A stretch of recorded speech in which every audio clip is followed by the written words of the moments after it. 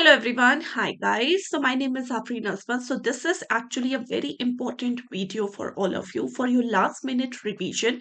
And this video is actually to cover the complete modules of IEIFS. So in this video, you will find module A, B, C as well as module D. This video is very beneficial for your last minute revision. And in addition, I want to tell you all that we Oliveboard have started the capsule batch for all of you for your last minute revision. And this capsule batch is of just 1 week, and we are going to give all the exam oriented content, the complete modules, exam oriented content will be given to you in this particular capsule batch. So join now the capsule batch if you haven't joined the capsule batch. Meanwhile, just watch this video for your last minute revision. Thank you everyone. Thank you. The very first question of the class, okay, which of the following is not a component of the primary sector? So I have asked the very first question. It is related to the Macmillan, or it is the question of the Macmillan book at the back. That which of the following is not a component of the primary sector? Construction, agriculture, forestry, or fishing. So the correct answer is everyone. So Shirish has said D, and everyone else. Gopal, Krish A, okay, and construction, everyone saying yes, construction, right? So if we talk about the primary sector, I'm just giving you a quick revision of each and everything related to the topic also, so that you can just revise yourself with all the concepts again, right? So when we are talking about the primary sectors are those sectors in which the things are obtained in its natural form from the environment. So when the things are obtained in its natural form from the environment, then it is known as the primary sector. Okay. Secondary sector, when it is converted into finished product and then it is sold in the market. So that sector is known as service sector. And under the service sector, we have two sectors, quaternary and quaternary sector, right? So let's talk about the component of the primary sector. Construction, it is actually a part of secondary sector. It is not a part of the primary sector. Agriculture, forestry and fishing, these are the primary sector. So A is the correct answer. Yes, A is the correct answer. Everyone is right here. Okay. So Shirish, you are saying D. Why D? Fishing is a primary sector. When you are just catching fish from the ocean or sea or pond or anything, you are obtaining things in its natural form from the environment. So obviously it is a primary sector. Okay, done. Next question. Quaternary sector is a part of dash. Quaternary sector is a part of dash. Agriculture, service, industrial or foreign sector. Everyone please answer this question. Guys, everyone just please answer this question, and just please everyone just message in the group that you have to join the session. Okay. Quaternary sector. Shirish, quaternary sector is a part of sectors of the economy. We have three sector: primary, secondary, tertiary. Tertiary is divided into two parts, quaternary and quinary section, right? So quaternary, which is also known as the mind of the economy. Here actually the people who is responsible for the decision making for the economy is actually a part of the quaternary sector. Okay, so the government employees, okay, or the high bureaucrats or the judges, these are actually the quaternary sector, the intellect part of the economy, or you can say the person who are related with the decision making aspects of the economy. So quaternary sector actually it is a part of what? It is a part of service sector, or you can say tertiary sector. Both are the correct answer. Service or tertiary sector, not agriculture sector. B is the correct answer. Okay. Yes. Yuvraj, Kavita, Ruchi, Ravi, Mansi, Usha, Gopal, Mohan. Yes, correct. Service is the correct answer. Next. Black revolution is connected to which of the following thing? X, banana, petroleum or pulses. Black revolution is connected to which of the following? Everyone. Please answer this question. So this is actually a very easy questions. These are simply Macmillan questions, right? So I'm not giving you any question out of that because this session is strictly related to the Macmillan questions. Okay. So everyone who is watching this video, kindly everyone just please like the video. At least everyone just please like the video. Okay. Right. So if we talk about Black Revolution, yes, it is related with petroleum. Okay, and when we are talking about eggs, so which revolution is related with eggs? So the correct answer is C. But eggs, if we talk about the eggs, which revolution is related to egg? So silver revolution is related to egg. Banana, there is no revolution. Pulses, there is no revolution. Always remember, pulses are not included in the green revolution. No, pulses have no revolution, right? Petroleum, black, and eggs are silver. Clear? Okay, next. Contribution of which sector is maximum to Indian economy? Now, I am saying that which sector contribution is maximum to Indian economy? Primary, secondary, tertiary, or none of the above? Which sector's contribution is maximum in Indian economy currently? Usha is saying a primary sector. Again, you are all confused. Okay, you are all confused with each one. Okay,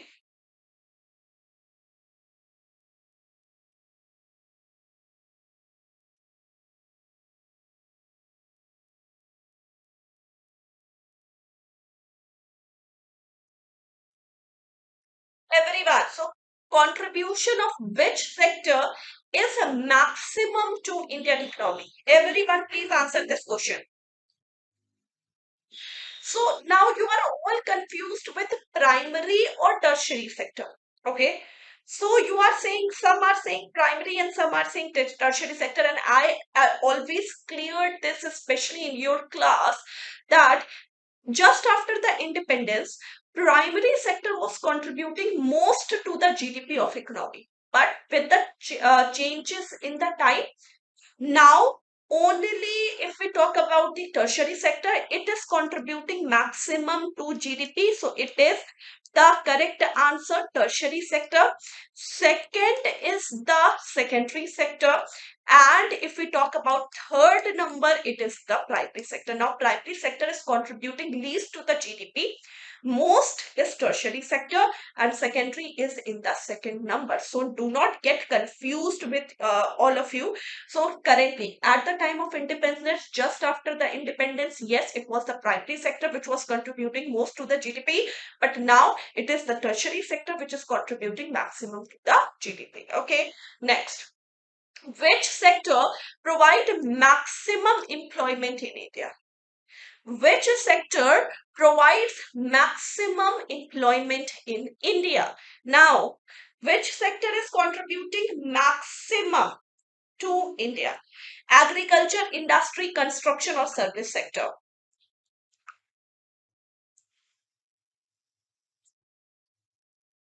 Yes. So now if we talk about the maximum employment contribution, it is agriculture. So there are two most important things. The maximum contribution in employment, it is the agriculture sector. The maximum contribution in the GDP, it is the tertiary sector. Okay. So these are the two different things. Okay. Done? Clear? Okay, Ruchi, Hema, Manasa, Irfan, Yuvraj, Mohan, Usha, everyone. Right? Correct? Good. Now next. Who is the chairman of Niti Aayog? Now, just tell me, who is the chairman of Niti Aayog? Niti Aayog means National Institution for Transforming India. Niti Aayog. Who is the chairman of Niti Aayog? President, Prime Minister, RBI's governor, or the finance minister? Chairperson of Niti Aayog, National Institution for Transforming India. Yes, every one of you is right. Prime Minister is called as the ex officio chairperson of the Niti Aayog. Yes, Prime Minister. Now just tell me, when was Niti Aayog was started? Okay, so Niti Aayog established in which year? Everyone, just please answer this question. When was Niti Aayog started in India? Everyone, when was Niti Aayog started in India?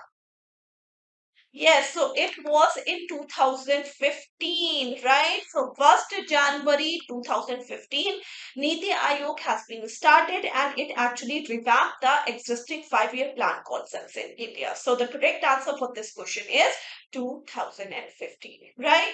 Everyone, so the correct answer is 2015. Okay, done? Good. Next question. Which among the following contribute the most to plan financing in India?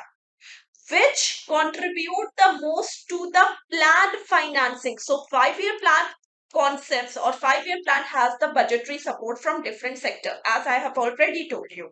Now, which of the following is actually contributing most to the planned financing in India? Domestic budgetary resources, deficit financing, foreign assistance, or none of the above?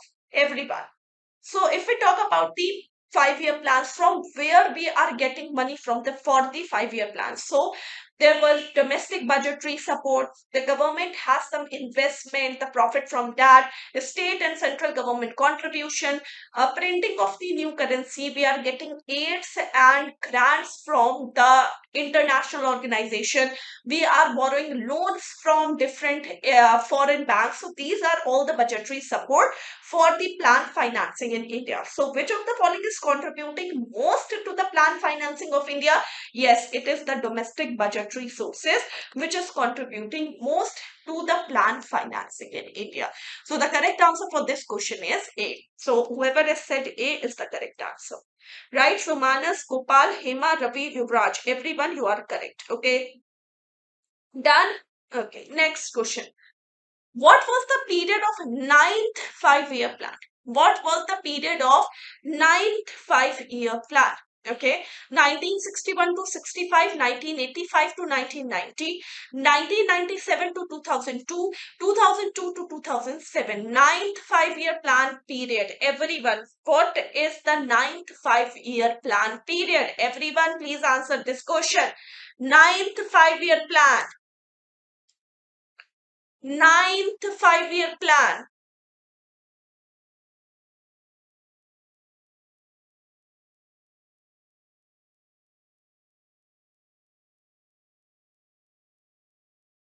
Ninth 5-year plan.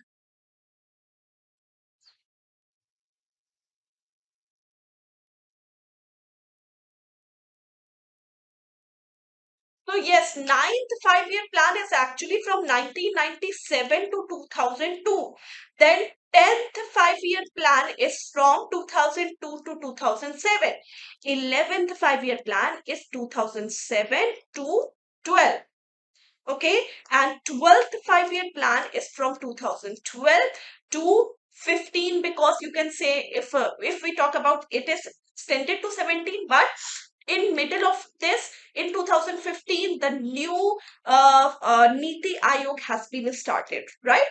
So 12th 5-year plan, technically the 12th 5-year plan is from till 2015. Okay, so ninth 5-year plan is 1997 to 2002. Okay, now 1961 to 65, it is which 5-year plan? 1961 to 65. Everyone, so it is not a 5-year plan. Okay, so here is 1961 to 1966, right? It is this 1961 to 1966. It was the third 5-year plan, right? It was the third 5-year plan, not him. No, Hima. 1961 to 1966, it was the third 5-year plan. Then 1966 to 1969. This 3-year time period, we have the planning holiday, as I have already told you. In today's session, we have discussed this, right? So 1966 to 69 was the planning holiday. 61 to 66 was the third 5-year plan. Okay.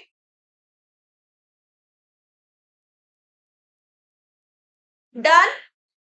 And it was sixth 5-year plan, 1985 to 1990. So now this is very important for you all. The period of all the 5-year plans was very important, but I know that it is very difficult to learn. But you, if you read again and again and again the 5-year plans, okay, whatever I have just given you in the notes, just read out that notes only, the year, because year is very important. These type of questions are asked in the examination. So if we talk about this question, 61 to 65 was no 5-year plan because it was from 1961 to 66, third 5-year plan. 85 to 90 was actually the sixth 5-year plan. Then we have the planning holiday of 2 years, 1990 to 1992.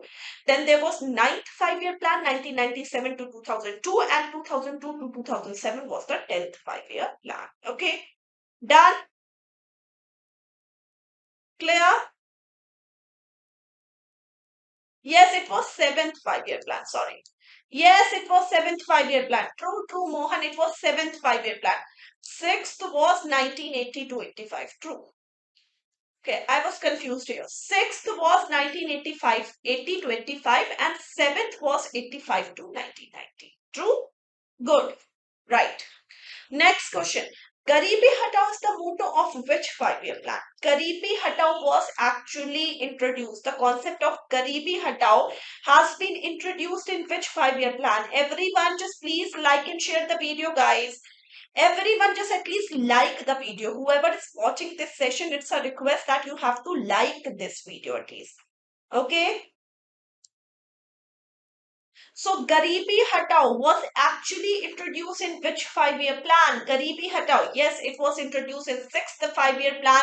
The time period is 1985 to 1980 to 85. Confused. 1980 to 85, it was the sixth 5-year plan. Right? Good. Right. Next. Now, first 5-year plan. The target of first 5-year plan was agriculture sector.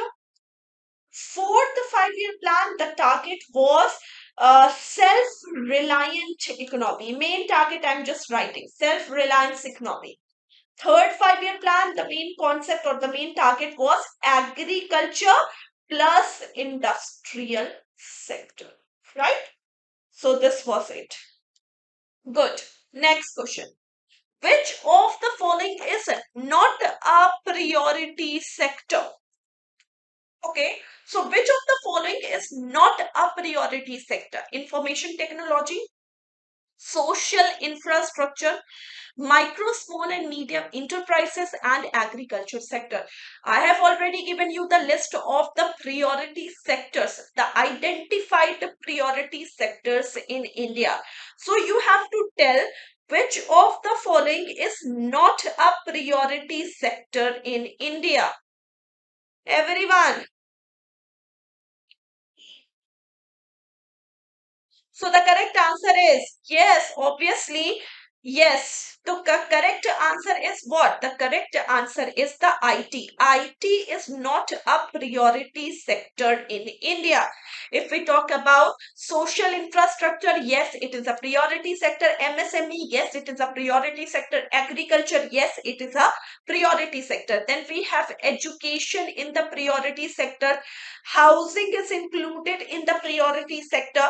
Renewable energy is included in the what priority sector? Export credit is actually included in the priority sector. And then there is others also. So 8 identified priority sector: social, MSME, agriculture, education, housing, renewable, export credit, and others. IT is not a priority sector. So the correct answer for this question is A. A is the correct answer, everyone. Right? Social is a priority sector. Why you are saying this? Social is a priority sector. Done? Good. Next question.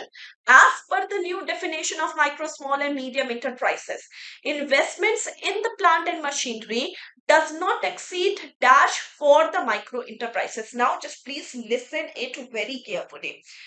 The MSME, micro, small, medium enterprises, has recently changed the definition this year also.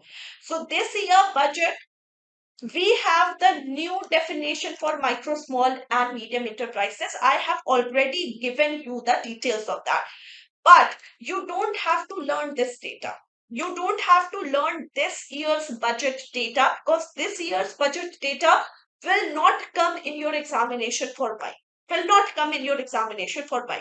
So you have to stick to the definition of MSME, which is actually given in your book. Now it has been again updated, but you have to stick to the data which is given in your book. Okay, just don't learn this year's budget figure. Why? Because this will not be the expected answer for your examination. Again, I'm saying that this is very important to know.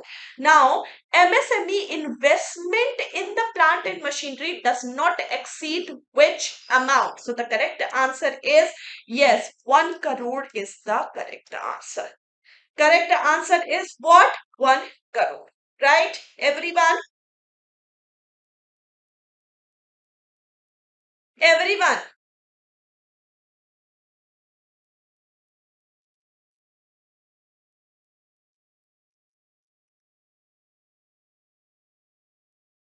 So this year we have the revised definition, guys.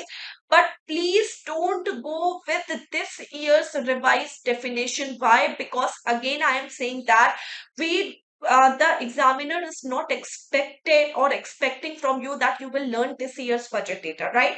So the previous data says that if the investment in the plant and machinery does not exceed 1 crore and the turnover shouldn't be exceeding 5 crore, then you are a micro enterprises. For micro, it is the investment which is not exceeding 1 crore and turnover not exceeding 5 crore. And if we are talking about the micro small enterprises, then the investment doesn't exceed 10 crore and the turnover doesn't exceed 50 crore. So 10 crore and 50 crore, it is for what? It is for small enterprises, and for medium enterprises it is 50 crores in the investment in the plant and machinery and 250 crores in the turnover. So these are the definition which is actually present in your book. So please don't update yourself with this year's budget data, right? Micro, small, and medium enterprises. Clear, everyone? Clear? Right. Next. Which of the following is not one of the pillar of Make in India program? So Make in India program was actually introduced with the concept that we have to produce more and more thing in India, so as we should reduce dependency on the export item. So that is actually the Make in India program. So which of the following is not a pillar of Make in India program? New processes, new infrastructure, new government, or new sector. So there are 4 pillars in Make in India program.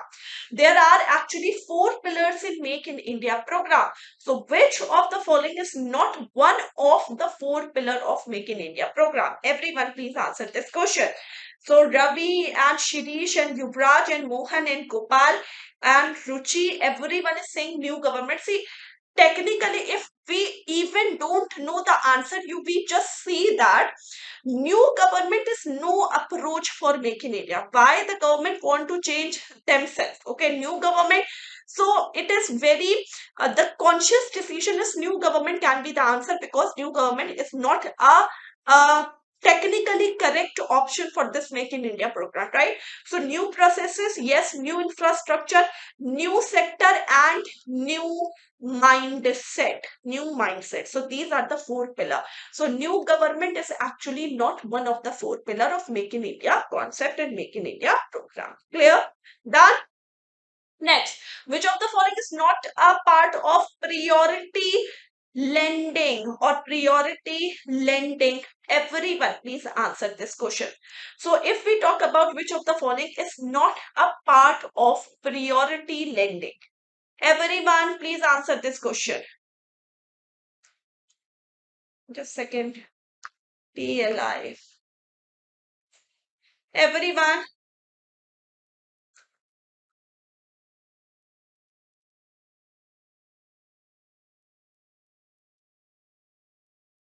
I think it was actually the question production linked incentive sectors. I think it is production linked incentive sector.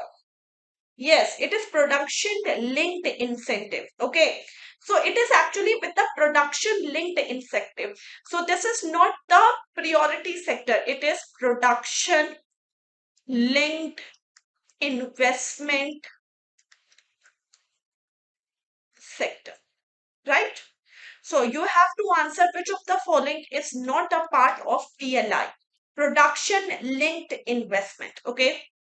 So, production linked investment means the for promoting the production of different enterprises, the government has introduced certain measures that if you are going to produce more, then your taxes will be reduced on the production as well as you will get incentives on your production. It is actually a measure for boosting these sectors for producing more and more. So PLI, if we talk about production linked investment sector, it is not related with agriculture sector because agriculture sector is already boosted with green revolution.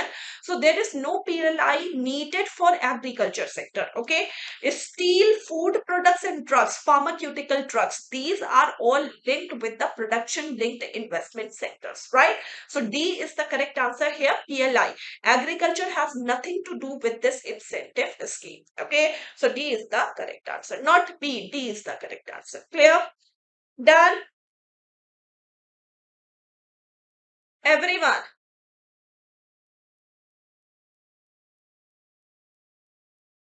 Next, which among the following is not a hard infrastructure?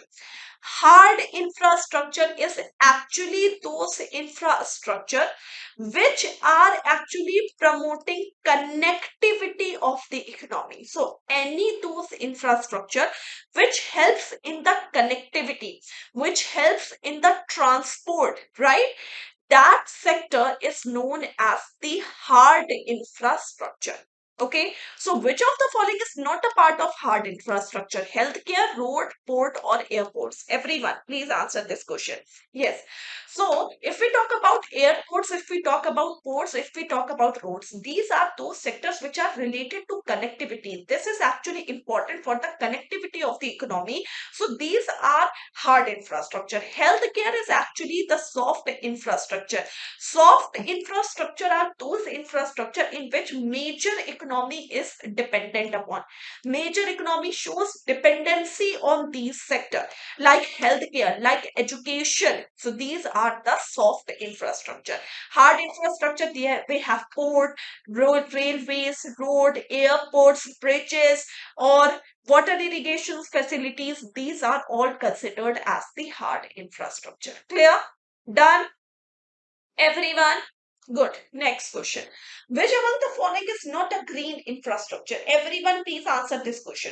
Which among the following is not a green infrastructure? Wildlife sanctuary, national highway, bird sanctuary, tiger reserve. You can all answer this question, everyone. And please, everyone, just please like and share the video to the maximum you can. Just please like and share the video to the maximum you can, everyone.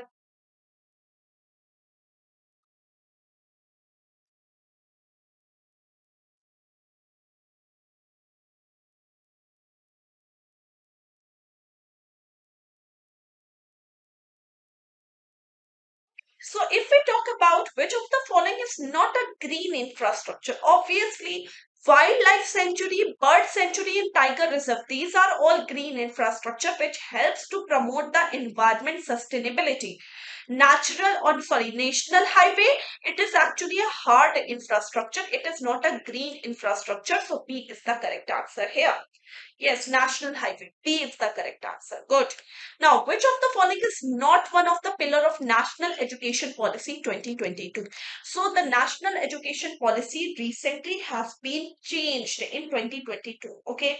So, National Education Policy has again four pillars. Which of the following is not one of the four pillars of National Education Policy? Accessibility, equity, quantity, and accountability. You can answer this question very easy. Now just use your common sense. Okay, for these type of questions. So it is like the simple questions which are written in one line in the books, right? But again, you can just use the common sense. If we talk about the national education policy, obviously it will focus on accessibility, that the education will be accessible to each and everyone who is living in India, whether they are high class, middle class, or lower class, right? There should be equity that is provided in the education system. Everyone should have an equal opportunity in the education system. Quantity, it is question markable. Why? Because quantity is focused in national education policy? No. Quality is actually focused in the national education policy. So the correct answer is C. Accountability, yes, for education you should be accountable towards your what? Towards your students, towards your country, right? So accountability, quality, equity, and accessibility, these are the four national education policy pillar. Clear? Yes, it is quality instead of quantity. Good, Ruchi. Everyone, good. Yes. Now next question. Dash is the core and fundamental goal of the.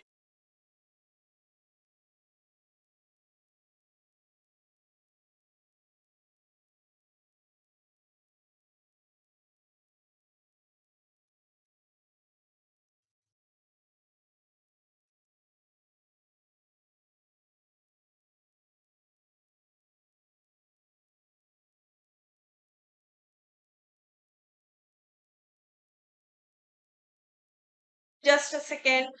Now everything is clear, guys.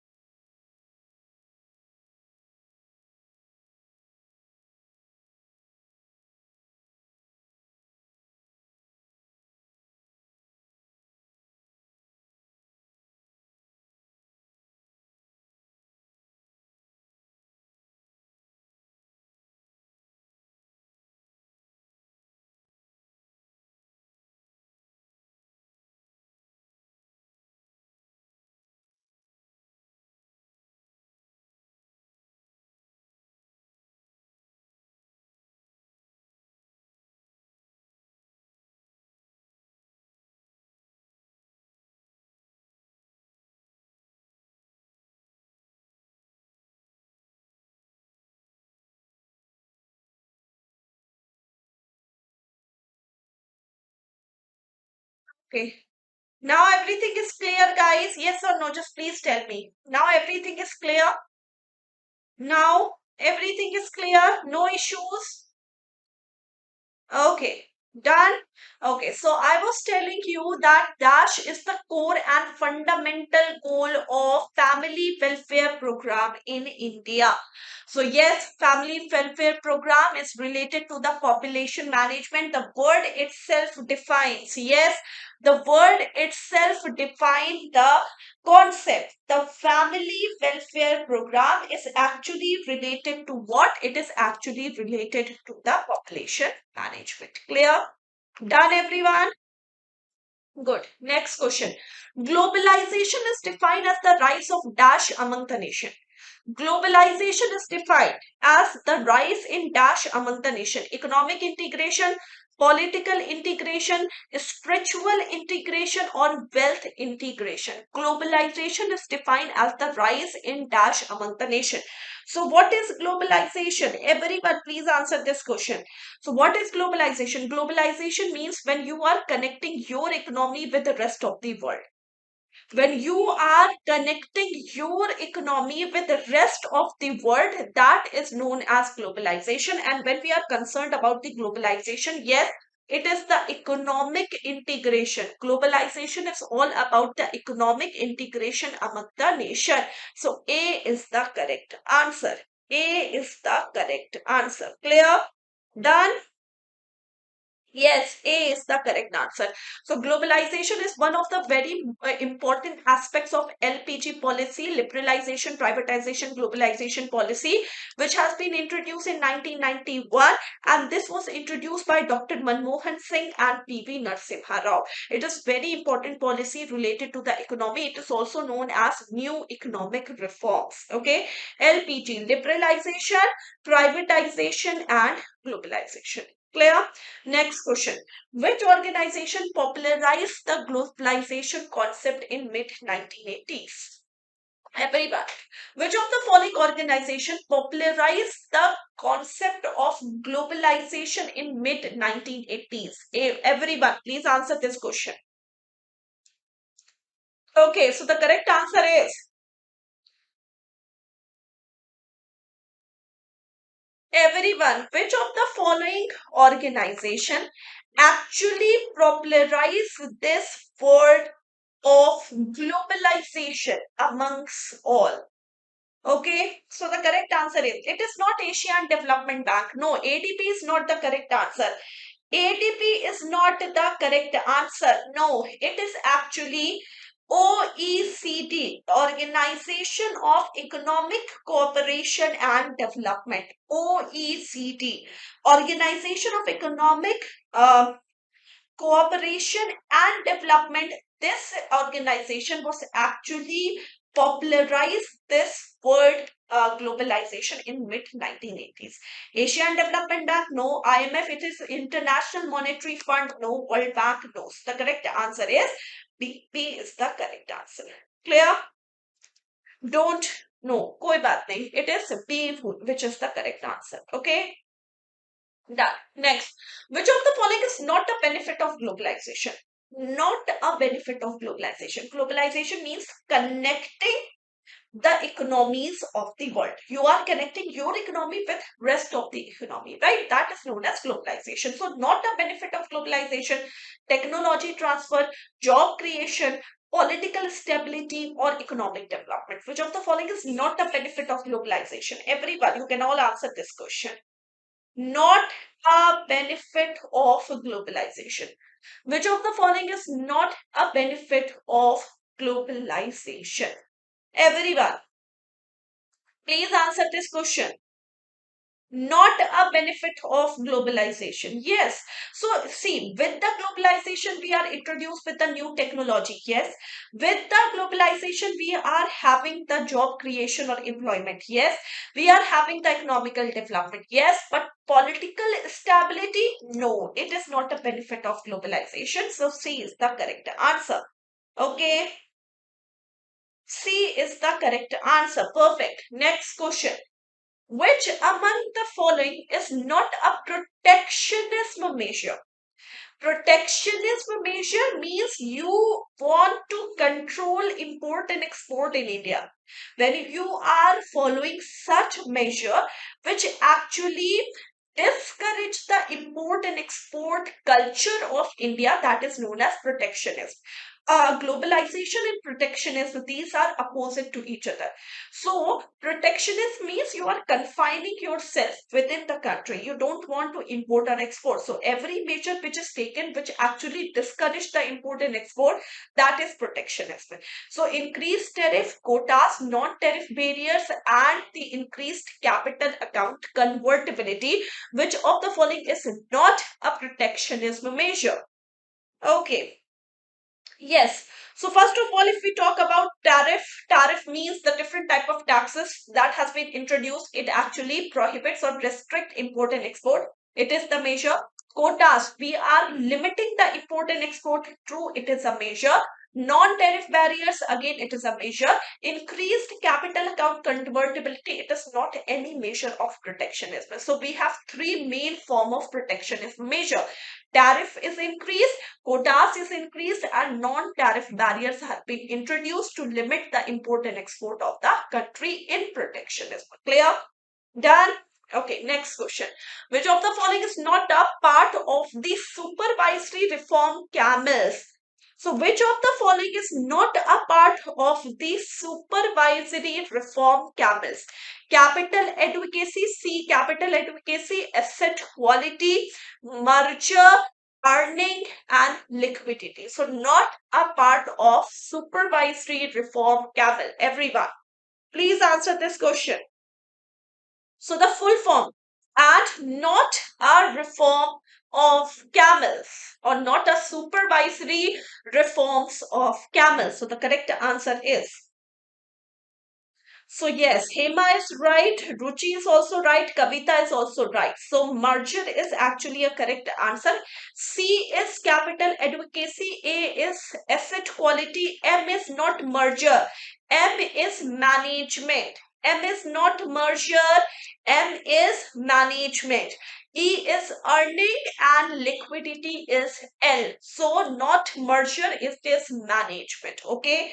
So the correct answer is C. Everyone, yes, the correct answer is C. True. Next question. Narsimha Committee on Financial Sector Reforms is related to which sector? Insurance, banking, capital, or money market? Narsimha Committee is related to which sector? You can all answer this question. Narsimha Committee is actually related to which sector? Everyone.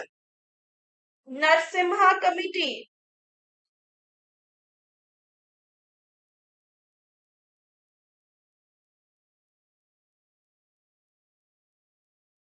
Okay, so the correct answer is yes. The correct answer is again, it is the banking, right? And a very important thing, see, in insurance sector, see, it is the line I'm just telling you. In insurance sector, up to 74% of foreign direct investments is allowed in India. But this year in budget, this limit is also enhanced to 100%.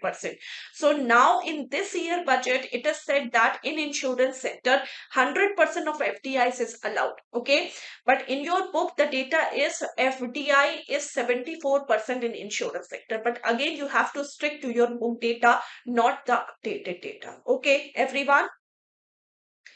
Next, which is not, it is not, no, it is not insurance. It is actually what? It is actually the banking. Narsimha Committee is related to banking. Okay, next, which is not the primary pillar of 1991 economic reform. 1991 economic reform, not a pillar of 1991 economic reform. Automation, liberalization, globalization, and privatization. Everyone, at least everyone just please like the video, guys. Whoever is watching this session, is a request that you have to like this video, everyone. And please share as much as you can. Okay, just please share in different groups. Everyone, just please share in different groups so that everyone can join this session.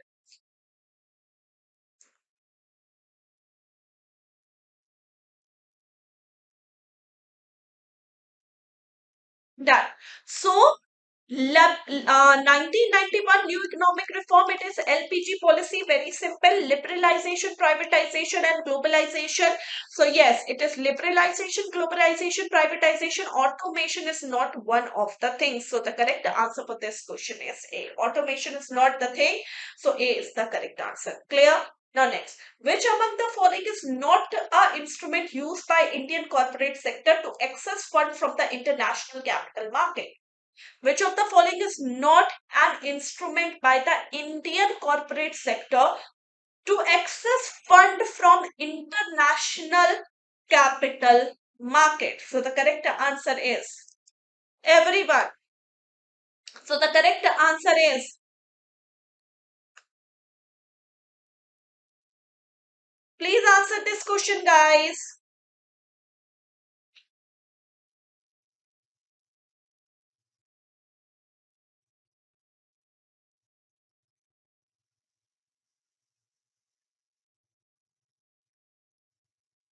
Okay. So again, now if we talk about A, American depository receipt, yes, it is a instrument for accessing fund from the international market. American depository receipt. Global depository receipt, yes, it is a fund from the international capital market. Foreign currency convertible bonds, It is again an investment funds from the international market. Initial public offering, it is actually the domestic market. You can just raise funding from the domestic market through the capital market. That is initial public offering. So it is not related to the international market. Rest ABC related to the international market. Clear? So D is the correct answer here. D is the correct answer. Okay. Next question. FDI, foreign direct investment from Pakistan, is placed under which route? Automatic or government route? FDIs from Pakistan is actually under which roof? FDIs from Pakistan is actually under which roof? Everyone. FDIs from Pakistan is actually under which roof?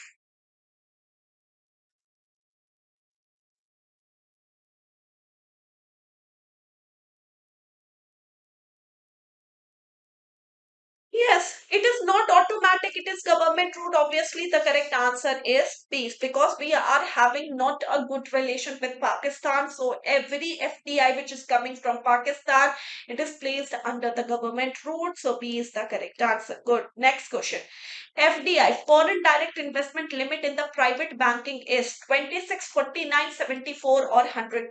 Private banking. FDI is allowed to how much percent in the private banking? Everyone, very important question for all of you. Private banking, how much FDIs are allowed? Everyone, please answer this question. Everyone.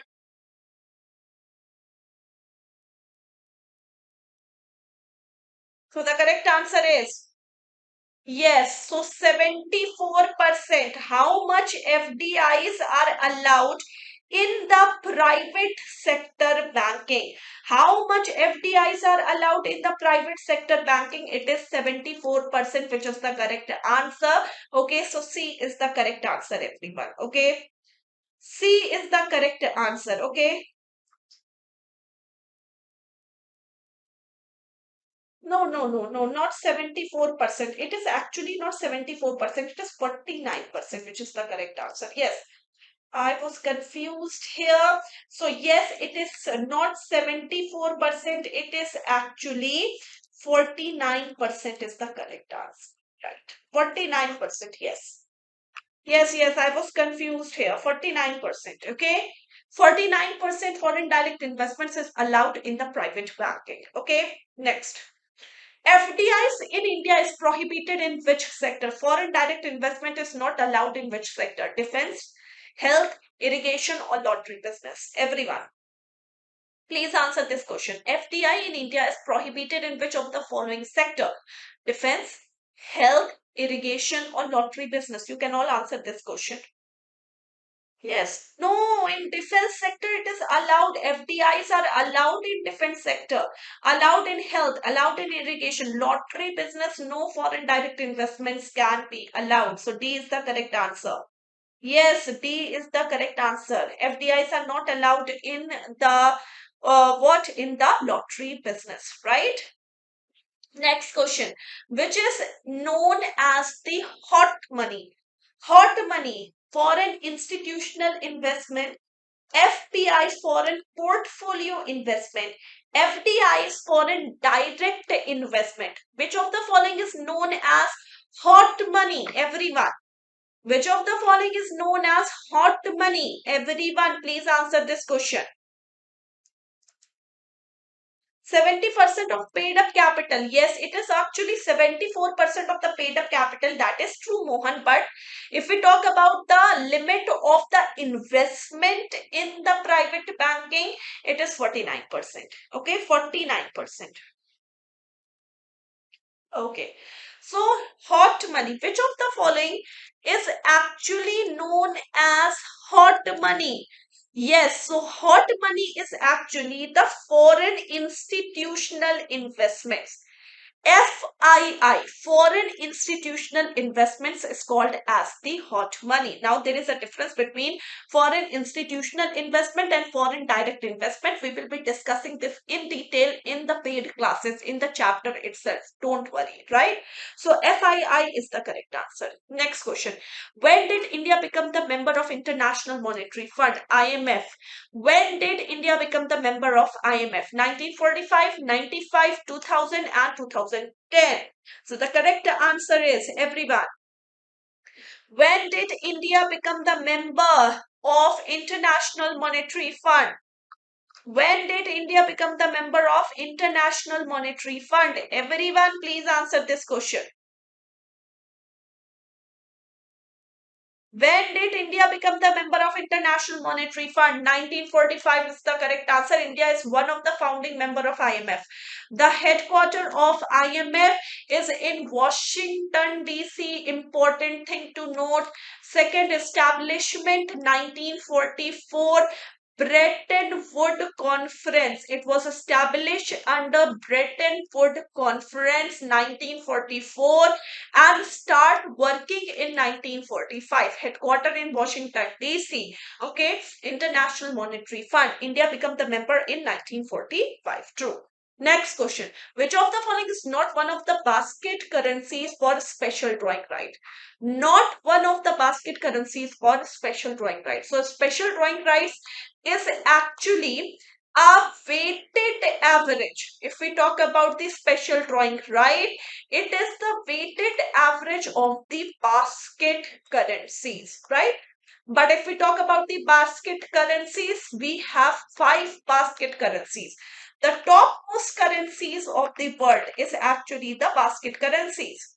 The topmost currencies of the world is actually the basket currencies. 5 basket currencies we have. Which of the following is not a basket currency? So in basket currency, we have dollar, USA dollar, pound. We have renminbi, Chinese renminbi. We have Japanese yen. Okay. So dollar, pound, renminbi, yen. Okay. And there is one more. Dollar, pound, renminbi, yen. One more. Everyone just please answer this question. Dollar, pound, renminbi, yen, and one more currency. We have 5 basket currencies. Dollar is there, yen is there, renminbi is there, dollar is not. Canadian dollar is not one of the basket currency. Tell me one more basket currency. I'm skipping from my mind. It is dollar, pound, renminbi, yen, and one more. Just please answer this question.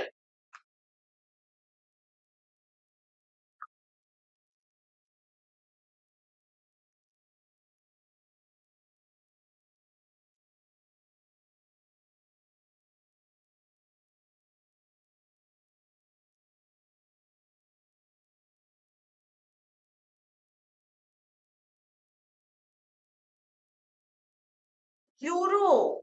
Euro, right? Euro. Why am missing euro? Yes, euro.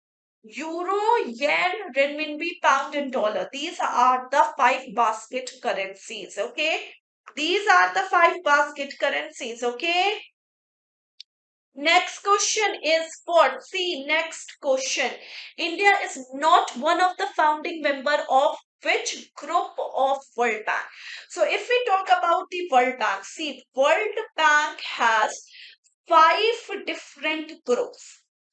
International Finance Corporation, International Development Association, third is MIGA, Multilateral Investment Guarantee Agency, ICSID, International Center for Settlement of Investment Dispute, and IBRD, International Bank for Reconstruction and Development. These are the 5 groups under the World Bank. World Bank established in 1944 under the Bretton Woods Conference, right?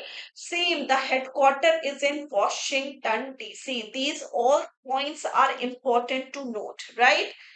Okay, everyone. So, World Bank. Which of the following group? India is not a member of which of the following group of World Bank?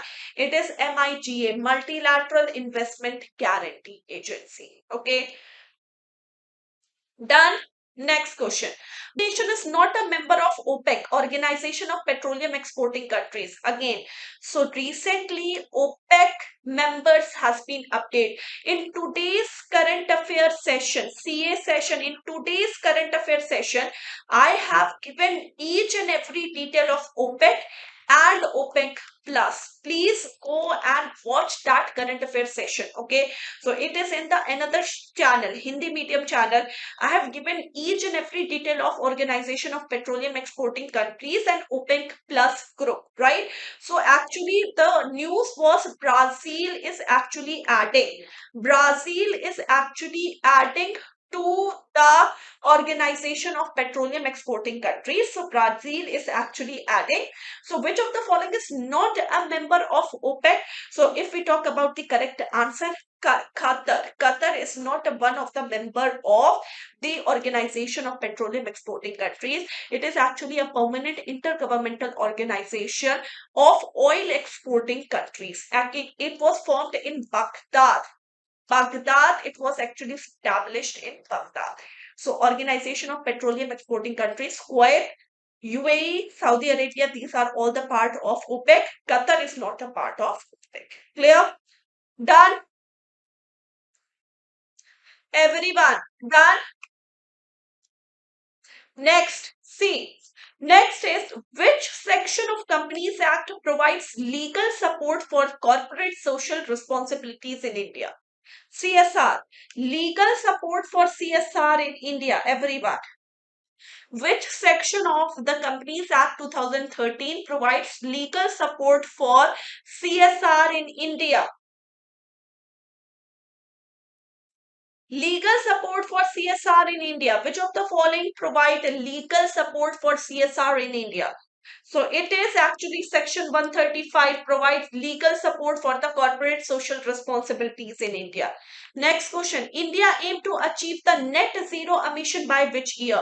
Net zero emission by which year? We have to achieve the net zero carbon emission by which year? 2030, 2050, 2040 or 2070? So the correct answer is everyone. Net zero emission of what? Greenhouse gases. So India want to achieve this net zero emission by year 2070. Yes, it is 2070. 2070, Hema, Irfan, Manas, it is 2070. Yes, the correct answer is 2070, right? Now, as per the International Monetary Fund, World Economic Organization, April 2022, which country was the fastest growing major economy in 2022? Fastest growing major economy in 2022. Everyone, please answer this question. The fastest growing major economy in 2022. Which country? So, India actually termed as the fastest growing major economy in 2022. Done. Okay, so let's start discussing. Okay, so today we are going to discuss Module B, right? Complete Macmillan books question. Module B of IE/IFS. This I'm going to cover in today's session. So let's start discussing. The very first question is Adam Smith defined economics as study of welfare, study of wealth, study of means and end, or none of these. Everyone, please answer this question. Adam Smith defined economics as a dash study of welfare, wealth, means and end, or none of the above. Everyone, please answer this question. Okay, so Navdeep is saying B, Ruchir is saying B, Irfan is also saying B, and everyone else, Gopal is also saying B. Right. So the correct answer is yes, B is the correct answer. Oh, Adam Smith always defined economics as the study of wealth. The very famous book of Adam Smith was The Wealth of Nation. Okay. In this book, Adam Smith defined economics as what? A study of wealth. Adam Smith is also known as the father of economics. Adam Smith is also known as what?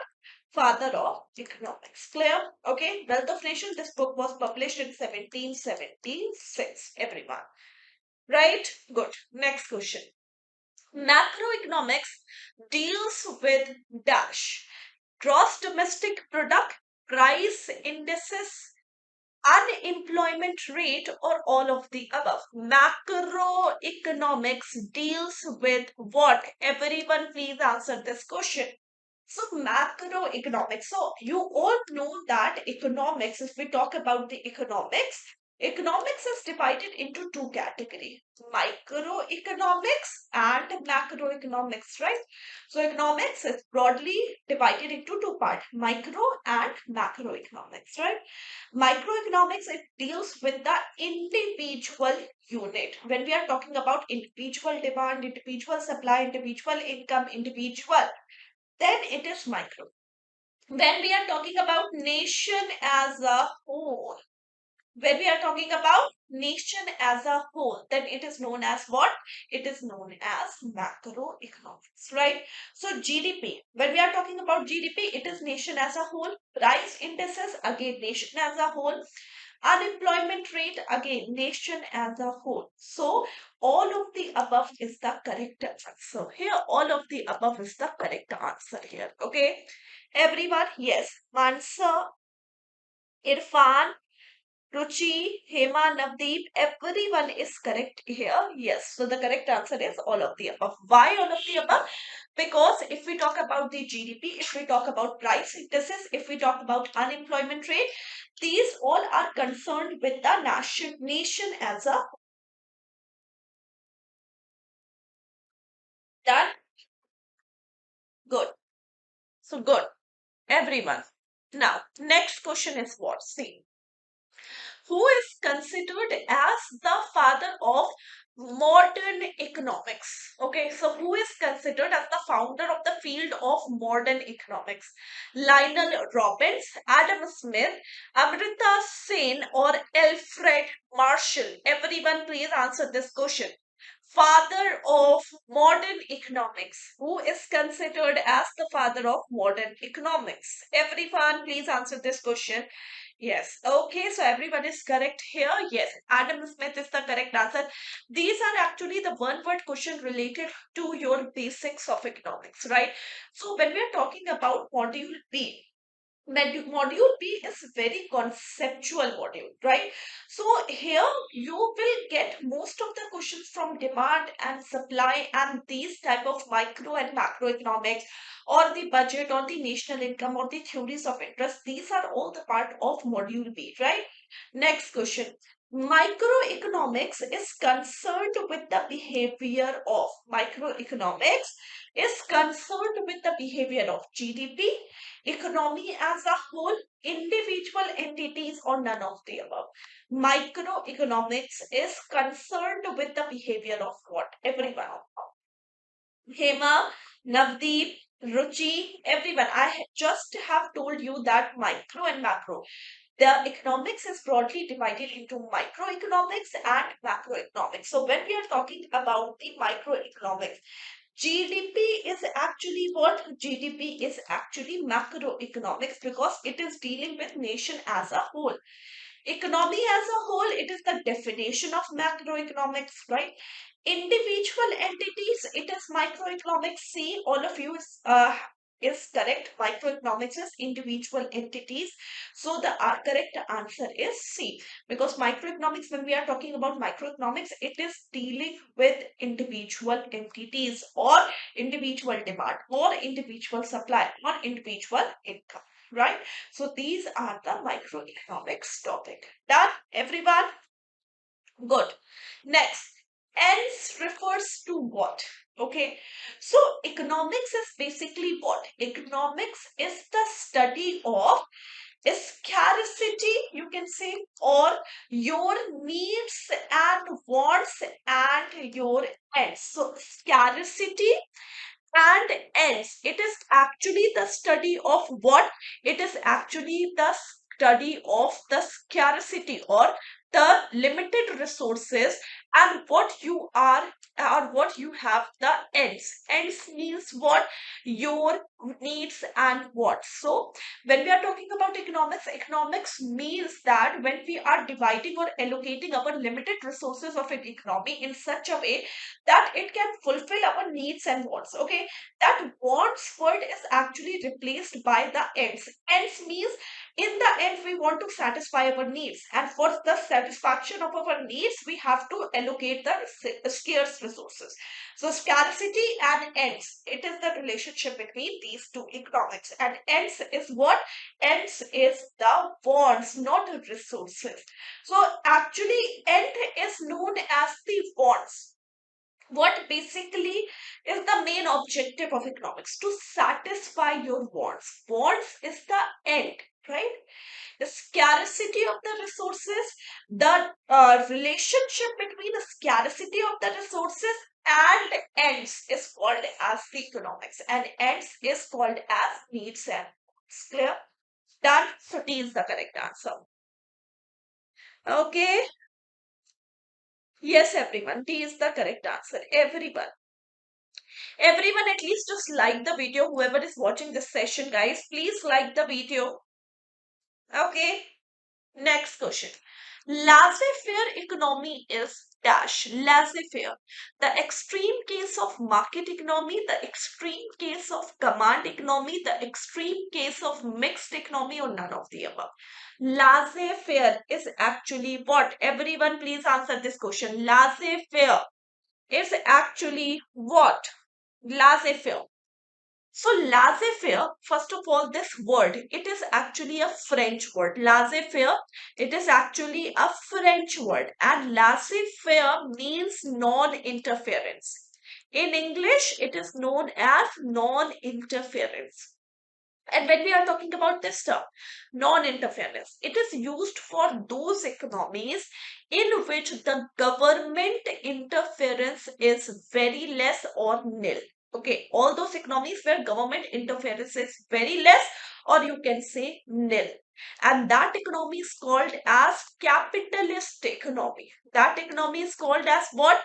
Capitalist economy. Okay, and when we are talking about the capitalist economy is actually the market economy. Okay, so laissez-faire is the extreme case of market economy, which is the capitalist economy. Okay, the extreme case of command economy, no, it is socialist economy. So laissez-faire is not associated with socialist economy. Socialist is also called as centrally planned economy. Okay, mixed economy like India, where there is no domination, neither the government nor the private sector is dominating the economy, both are together managing the economy, then it is known as mixed economy, right? So if we talk about the laissez-faire concept, it is related with the market economy. Non-interference is the meaning of the laissez-faire. Okay, it is used for capitalist economy. Remember all these words. Okay. No, not mixed economy. It is the market economy. A is the correct answer. Okay, everyone. So you must have to listen this carefully. Even if you are not answering it right, you have to listen it carefully, because I am just teaching you all the terms related to that. When the chapters come in the class, right? Or when you are just studying in your paid classes, so you can relate your mind with these questions. When laissez-faire economy, when I will be teaching about laissez-faire economy in the class, you can relate that, okay, this type of question can be asked from this particular paragraph, right? Okay, next question. A market economy is what? In which the individual and private firm make the major decisions about production and consumptions, right? In which the government makes all the important decisions about the production and distribution, both one and two, or neither one or not two. Just now I have explained this. Just now I have explained this. Market economy is the one which is dash. I have explained it. Now you can all answer this question. Very easy. Okay, Harshal is saying A. Very good. Yes, so market economy means laissez-faire. Just now I have explained this, that it is used for the economy where the government interference is very less. When the government interference is very less, automatically individual and private sectors dominate the economy. So all those economy where individual and private firms, they are taking the major decisions about the production and consumption, that economy is called as the market economy, or you can also say as the capitalist economy, or the word laissez-faire is associated with these economy. Clear? Done? Done, everyone? Good, good, guys. Next question. See, next question is what? India is a capitalist economy, socialist economy, laissez-faire economy, or mixed economy? Everyone, you can all answer this question. India. India is a Navdeep, Hema, Irfan, Manas, and Harshal. Everyone, Indian economy is a, obviously our Indian economy is a mixed economy where there is no domination, no domination. I mean to say there is no domination of either the private sector nor the government. The government makes rule, private sector follow the rule. When there is no domination, then it is known as mixed economy. So D is the correct answer. India is a mixed economy. Okay, next. Demand schedule is the dash. Okay. So what is demand schedule? It is the relationship between demand and quantity bought. It is the relationship between price and quantity bought. Is the relationship between income and demand, or none of the above. Demand schedule. I'm just giving you the hint. Law of demand. In law of demand, we have the demand schedule from which we are deriving the demand curve. So law of demand basically explains you the relationship between what and what. Now answer this question. Law of demand actually give you the relationship between what and what. Yes, obviously. So if we talk about the correct answer, so the correct answer is price and quantity bought. Right. So when we are talking about law of demand, first of all, the law of demand is given by Alfred Marshall. Which economist has actually explained law of demand? Law of demand is explained by Alfred Marshall. It shows the relationship between price and quantity demanded. And what is the relationship? Inverse relationship means as the price rises, the quantity demand for that product decrease and vice versa. That is known as demand schedule, and that is known as law of demand. Clear? Done, everyone? Not income and demand. No, it is between price and quantity bought. Quantity bought, or you can say demand. Both can be correct. Okay? Done. Next, market demand curve obeys law of downward sloping demand, law of upward sloping demand, law of diminishing, or none of the above. Everyone, please answer this question. Very easy. Market demand curve obeys the market demand curve obeys what? So I am saying that when we are talking about the demand, demand means law of demand means they have inverse relationship between price and demand. They have inverse relationship between price and demand, right?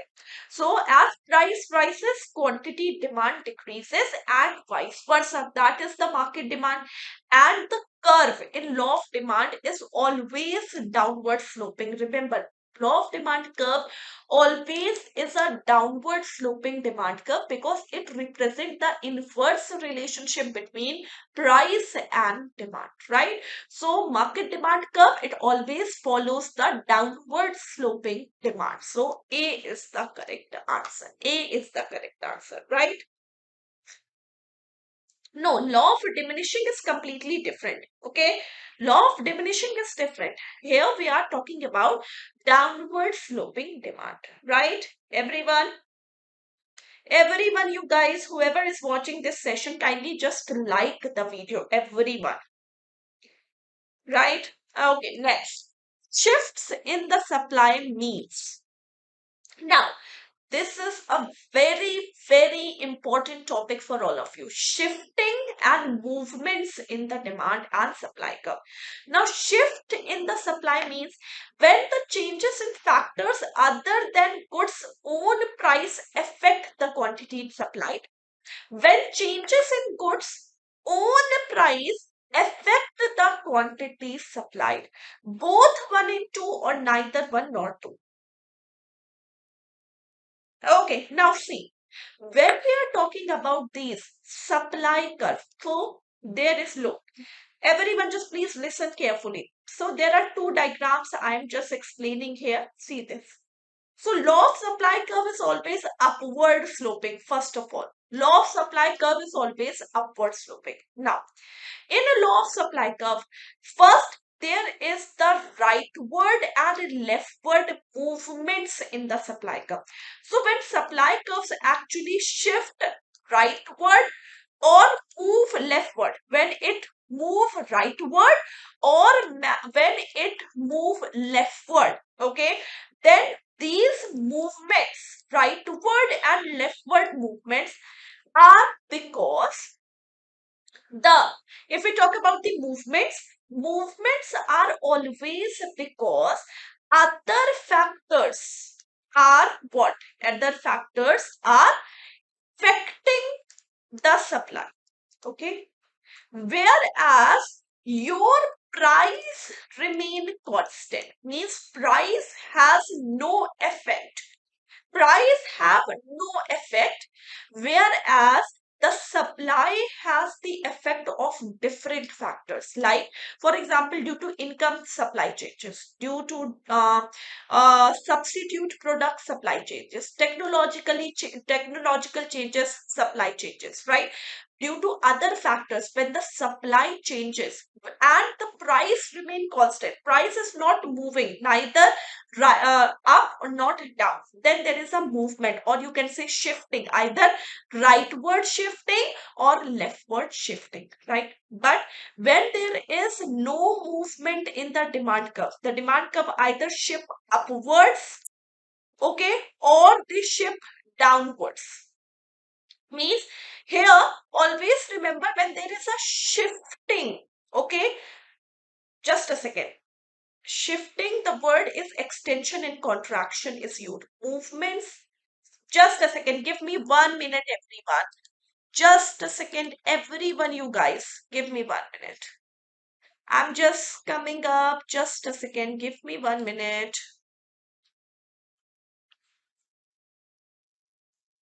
Because movement and shifting, these are the two words, right? Just I want to see that for movement and shift, right? Okay, done. So movements is used for what? Movements. Oh,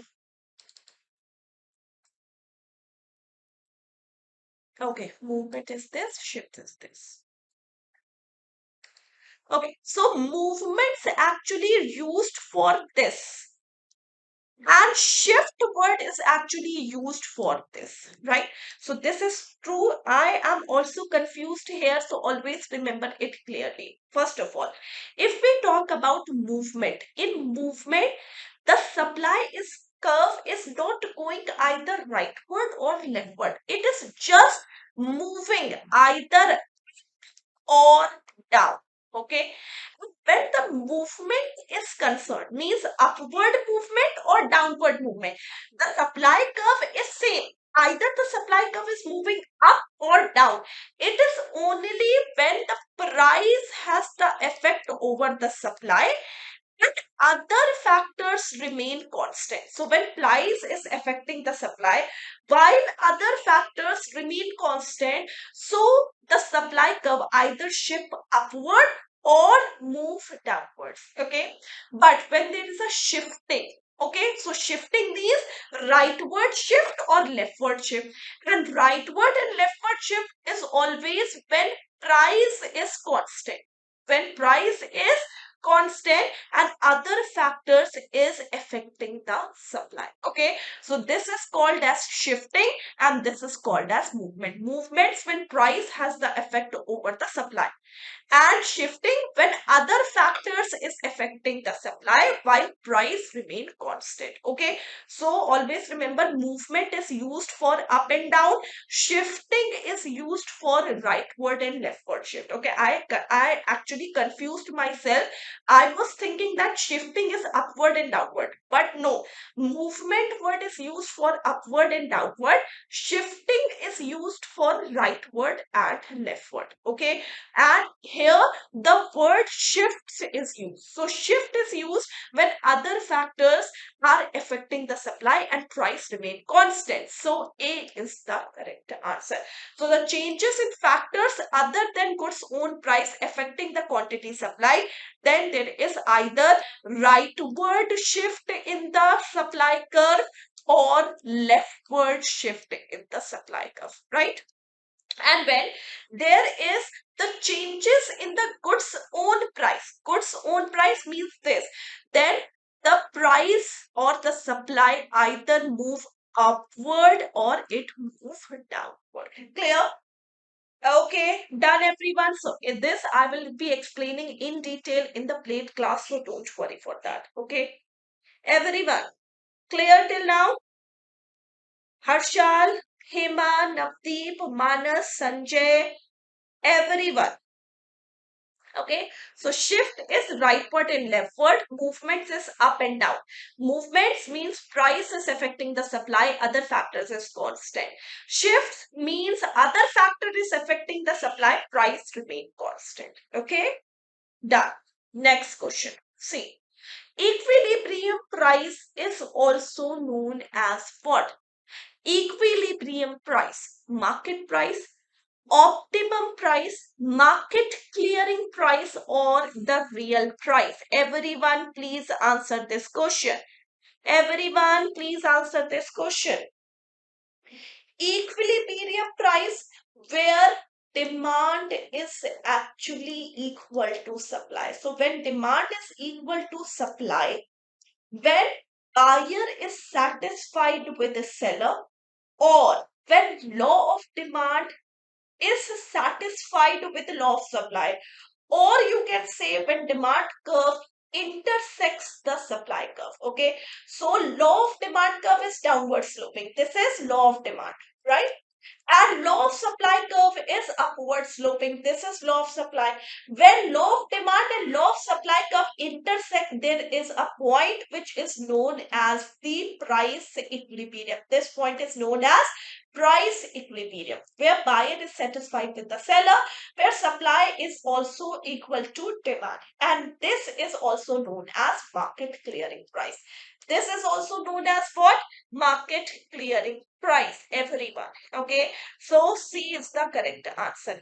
Even if you are not answering the question, don't feel sad, because you are just taking the idea. When you are going through the paid classes or when you are reading your books and notes, you will find all in the notes. Okay, so don't worry that. Okay, everyone, done? Okay, next question. A downward sloping demand curve relates quantity demand to what? Now it is easy. Downward sloping demand curve relates quantity demand to supply, income, price, or demand. Now it is easy. Now you can all answer this question, everyone. Downward sloping demand curve. Demand curve means the relationship between quantity demand and everyone. I want answer. Yes, price. So it is the relationship between price and quantity demand. What is the relationship? Inverse relationship. And it is represented by a downward sloping demand curve. It is represented by a downward sloping demand curve. Clear? Everyone? Okay, next question. Forces behind the supply. Cost of production. What are the forces which are affecting the supply curve? Means what are the factors which are affecting the supply of the economy? Cost of production, technological advancement, government policies, or all of the above. So when I was talking about the movements and the shiftings. So in shifting, I said that the price will constant while other factors affect the supply. Now, what are the other factors which are affecting the supply? So, yes, there are different cost of production which are affecting the supply. There are different technological advancements which are affecting the supply. There are government policies which are affecting the supply. So obviously all of the above is the correct answer. Okay, so all of the above. When all or other factors are affecting the supply, while price remain constant means price has no effect over the supply, then the supply curve will either shift leftward or it shift uh, leftward or rightward. Okay, done. Done, everyone. Good. Next, consumer price index measure prices at wholesale level, producer level, retail level, or consumer level. Very easy. So there are two ways, in fact, three ways for calculating inflation: wholesale price index, consumer price index, and GDP deflator. In wholesale price index, wholesale prices are used. Consumer price index, retail level are used. Whereas the GDP deflator, we are calculating inflation based on the GDP. So the correct answer for this question is C, retail level. C is the correct answer, right? Retail level is the correct answer. Done, everyone? Sorry. Okay, next question. Money supply refers to what? Now, money supply. What is money supply? The amount of money in the bank, the amount of money with the people, the amount of money in circulation of an economy, or none of the above. Money supply refers to what? Everyone. Money supply. What is money supply? Money supply, also known as liquidity. Money supply, also known as what? Liquidity. And money supply means whatever the amount of money which is present or circulated in the economy. It is the amount of money which is actually in circulation in economy. That is known as money supply. So C is the correct answer. Yes, C is the correct answer. Right, everyone. Ruchi, Navdeep, Sanjay, Irfan, Manas, Hema, Harshad, everyone. Right? So C is the correct answer. Next question. Price index used in India to calculate inflation for policy formulation is. So what which from which method India is calculating inflation? Consumer price index, GDP deflator, wholesale price index, or the retail price index? So the correct answer is, for policy formulation, which of the following price index is used in India? For policy formulation. So there are two things. There are two things you have to remember this. First, for general use, for general references, okay, what we are seeing in the newspaper, what we are seeing in everyday's news channel, that India's inflation is this, India's inflation is this, that was CPI, consumer price index. That was CPI. But when we are talking about policy formulation, the price index which is used to calculate the policy formulation, it is the wholesale price index, WPI. So for policy formulation, it is wholesale price index. But for general use, or the main method for which the calculation of inflation is done in India, it was CPI, consumer price index. Okay, so these are the two things. Done. Everyone, everyone, guys, done. At least everyone, just please like the video. Whoever is watching this video, please like the video. Done. Next, which of the following statements is true about inflation? Which of the following statement is true about inflation? First, rise in the general price level or leads to the fall in purchasing power. Both A and B, or neither A nor B, or none of the above. Okay, so which statement is true about inflation? Everyone, please answer this question. Which statement is true about inflation? So inflation is what? First of all, the general rise in the prices of goods. which leads to the fall in purchasing power. Because obviously, when your prices of the product rises in the economy, your purchasing power will actually falls, and that's why that is known as inflation. So both the statements are correct, so C is the correct answer. So it is the rise in the general price level plus fall in the purchasing power. So C is the correct answer, everyone. Both A and B is the correct answer. Done. Good. Next, demand deposits are paid on demand, not paid on demand, relatively less liquid than cash, and demand deposit on both A and B. Very easy question. Demand deposits, everyone. So this you have already learned in PPP also. This we have learned in PPP also, right?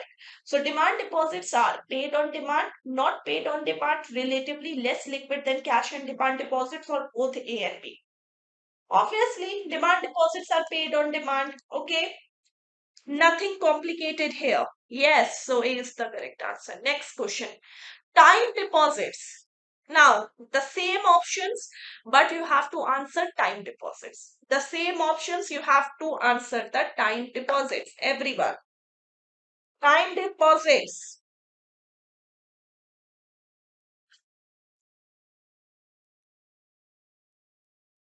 Okay. So, time deposits.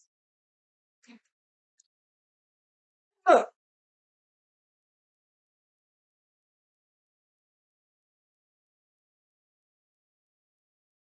First of all, time deposits are not paid on demand. Okay. First of all, no. It is not paid on demand. Yes, it can be the answer. Relatively less liquid than cash and demand deposit. It is also correct. So both B and C is the correct answer. Obviously, when time deposits are concerned, like FDs are less liquid than your saving deposit, because in saving deposit you can withdraw cash whenever you want. But in time deposit, you have certain maturity time period. So it is obviously less liquid than cash and demand deposit. Plus, it is not paid on demand. So B and C both are the correct answer. So D is the correct answer here. So D is the correct answer here. Done, everyone? Okay, next question. Pick the odd one out. Pick the odd one out. Rent, wages, interest, or money. Odd one out. Pick the odd one out, everyone. Odd one out. So you just use your mind and answer this question. Rent, wages, interest, and money. Odd one out. Sanjay is right, Karthik is right, Irfan is right, everyone is right. Very good. See, rent and wages and interest, these are all the form of earnings. Okay. Rent is a form of earning, wages is a form of earning, interest is a form of earning, money is simply cash.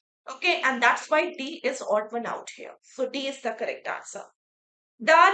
D is the correct answer. Yes, D is the correct answer. Okay. Next question. According to GM Keynes, rate of interest and bond price are related inversely, parallel, directly, or horizontal. Very easy. You must have remembered the bonds theorem. If you haven't remembered that bonds theorem, no issues. But this is a very important chapter plus a very important question for all of you. The rate of interest and bonds price are always. Yes, Irfan, it is just a starter. You will get a mixture of both easy plus tough questions in the examination. So, this particular session is dedicated to Macmillan books question only, and that's why you will find these questions easy, right? Because it is completely Macmillan. I haven't framed any questions for you, okay? But when we are talking about the exams has a mixture of both, right? So when we I'm going to take another marathon of module B, then I will be framing questions and setting question for you all according to the level which is asked in the examination. Okay. Yes, so inversely proportional. Ruchi, why you are saying parallel and directly? Why? Inversely related. Rate of interest and bond price are always inversely proportional to each other. So as the market interest rate increases, bond price will decrease and vice versa. As the market interest rate increase, bond price will decrease and vice versa. Okay, inversely related. Clear? Done, everyone? Good. Now, next question. IS curve is derived from classical theory. There is Keynesian liquidity preference theory of interest, law of diminishing marginal utility, or law of EV marginal utility. IS curve, investment saving curve, is actually derived from which theory? Investment saving curve. Investment saving, IS curve. So IS curve is actually derived from the classical theory. Now this is the theories of interest chapter. Now we, in this chapter, in the paid class, we are going to discuss everything in detail. What is the classical theory, what is the Keynesian theory, what is the law of diminishing marginal utility, what is equi marginal utility, everything, right? Because these concepts are very lengthy, and that's why I'm not explaining this concept in today's MCQ session. Okay, so A is the correct answer here. Okay, classical theory. Next question. Keynes explained interest in terms of purely real force, monetary force, economic force, or social force. Everyone. Keynes explained interest purely in the form of. Everyone, please answer this question. Keynes explain interest purely in the form of. No, it is purely in the form of monetary forces. Again, theory of interest chapter, I'm not just touching this chapter in this particular MCQ session. Why? Because I know there are lot of things to explain in this chapter. So our MCQ will not do justice to the depth of this chapter, and that's why I'm not touching this chapter. I'm not explaining the theories of interest right now, because you will get confused, hell confused here, right? And that's why I'm not explaining anything here, especially in the chapter of theories of interest, right? So just skip this, because you will get a complete 2-hour session for this theories of interest in the paid class. Why? Because this is very complicated plus very important chapter for all of you. Okay, next, business cycle is also known as, now easy, business cycle is also known as entrepreneur cycle, economic cycle, vicious cycle, or circle, or none of the above. Business cycle is also known as what? Everyone, please answer this question. Business cycle is also known as what? Everyone, please answer this question. Business cycle.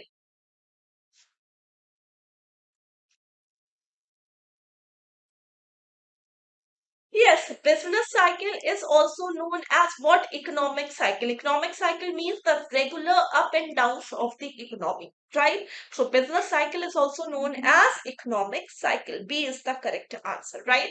Next question. Again, pick the odd one out. Boom, slowdown, depression, or recovery.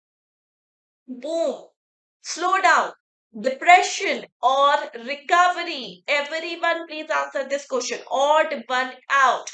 Boom, slow down, depression, recovery. Odd one out here. Odd one out. So, odd one out. See, recovery, depression, and move. These are actually the business cycle, or you can say these are actually the economical conditions. We have depression, we have inflation, we have recession, we have recovery, we have boom.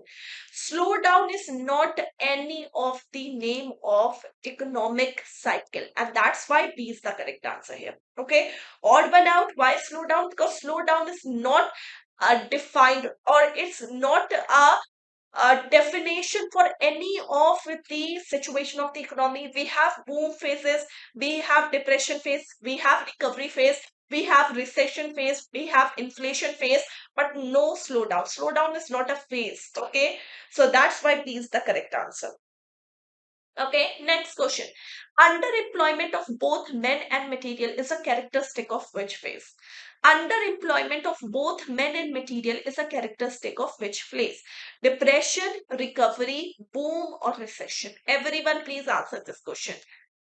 So these are all the phases named: depression, recovery, boom, or recession. Underemployment of both men and material. What is underemployment? Means getting less than what you deserve. Like example, a software engineer is doing a role of HR because the economy is not capable of giving you the enough job opportunities, so you have to settle less for what you actually deserve, right? That is the underemployment. And when we are talking about depression, the main characteristic of the depression phase of the economy is there is a underemployment of both men and materials. So depression is the correct answer. A is the correct answer. Okay, everyone. Depression is the correct answer. So underemployment of both men and material is a characteristic of which phase? So it is a characteristic of the depression. So the correct answer is what? The correct answer is depression. Everyone. Right? Okay, next question is what? Bank rate is also referred to as what? Bank rate is also referred to as what? Discount rate, subside rate, marginal rate, or none of the above. Bank rate is also called as what? Everyone please answer this question. Bank rate is also called as what? Everyone please answer this question. Bank rate. So bank rate is also called as what? Everyone. Yes, bank rate is also called as discount rate. Bank rate is also called as discount rate. No, not subside rate, not marginal rate. Bank rate is also called as what? Discount rate, right? Bank rate is the rate in which the commercial Reserve Bank of India is giving long-term loan to the commercial banks, right? So that is known as bank rate. And bank rate is also called as the discount rate. So the correct answer is A. Okay, everyone. Done.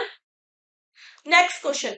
FRBM enacted or FRBM Act enacted as law in which year? 2001, 4, 3 or 2? Everyone please answer this question. FRBM is Fiscal Responsibilities and Budget Management Act. Fiscal Responsibilities and Budget Management Act has been enacted in which year? 2001, 4, 3 or 2? So the correct answer for this is, everyone please answer this question. Hema, Ruchi, Harshal, Kavita, Manas and everyone. Please answer this question, right? Everyone. FRBM Act actually enacted as law in year 2004. 2004 is the correct answer. Fiscal Responsibilities and Budget Management Act passed in year 2004. So the correct answer is 2004. So the correct answer is what? 2004. Everyone. Right? Okay. So next question is what? See the next question. FRBM Act, expand the FRBM Act. So this answer I have already given you. Please answer this question, everyone. FRBM Act. FRBM Act. So the full form is what? Everyone.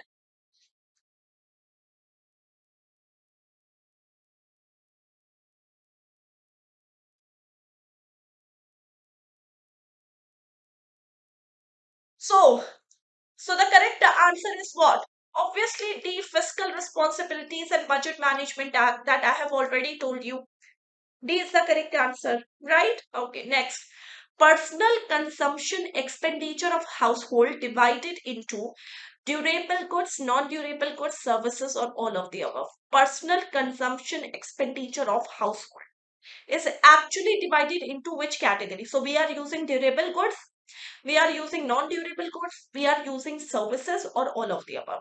So personal consumption, if I am talking about my consumption, I am using durable, non-durable, services, yeah, all of the above. You can all answer this question very easy. Everyone, at least please like and share the video to the maximum you can. Everyone, please like the video, guys, please. Yes, so if we talk about the personal consumption expenditure of household, it is actually Durable, non-durable service, everything. So all of the above is the correct answer. D is the correct answer, everyone. Yes, D is the correct answer. Next question. Factors of productions are land, labor, capital, asset, machinery, money, land, labor, capital, and entrepreneur, or none of the above. Factors of productions are, everyone please answer this question. Factors of production are, factors of production are,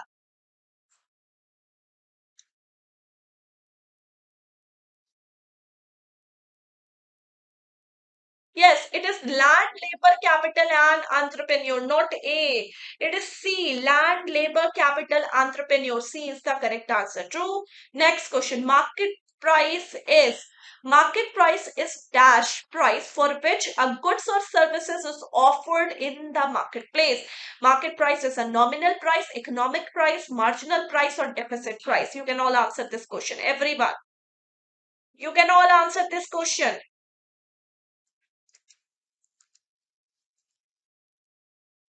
Market price is the what? Market price is the economical price, okay, at which a good is offered in the marketplace. So B is the correct answer. Market price is the price at which a product is sold in the market, right? Very easy. Next question. Which article actually replaces the word budget with the annual financial statement? So officially we are using the word annual financial statement. Which article has actually replaced the word budget with the what? With the annual financial statement. Everyone please answer this question. So it is the nominal price. I am confused with this and this, right? But it is the economical price. Just give me 1 minute. I'm just checking this.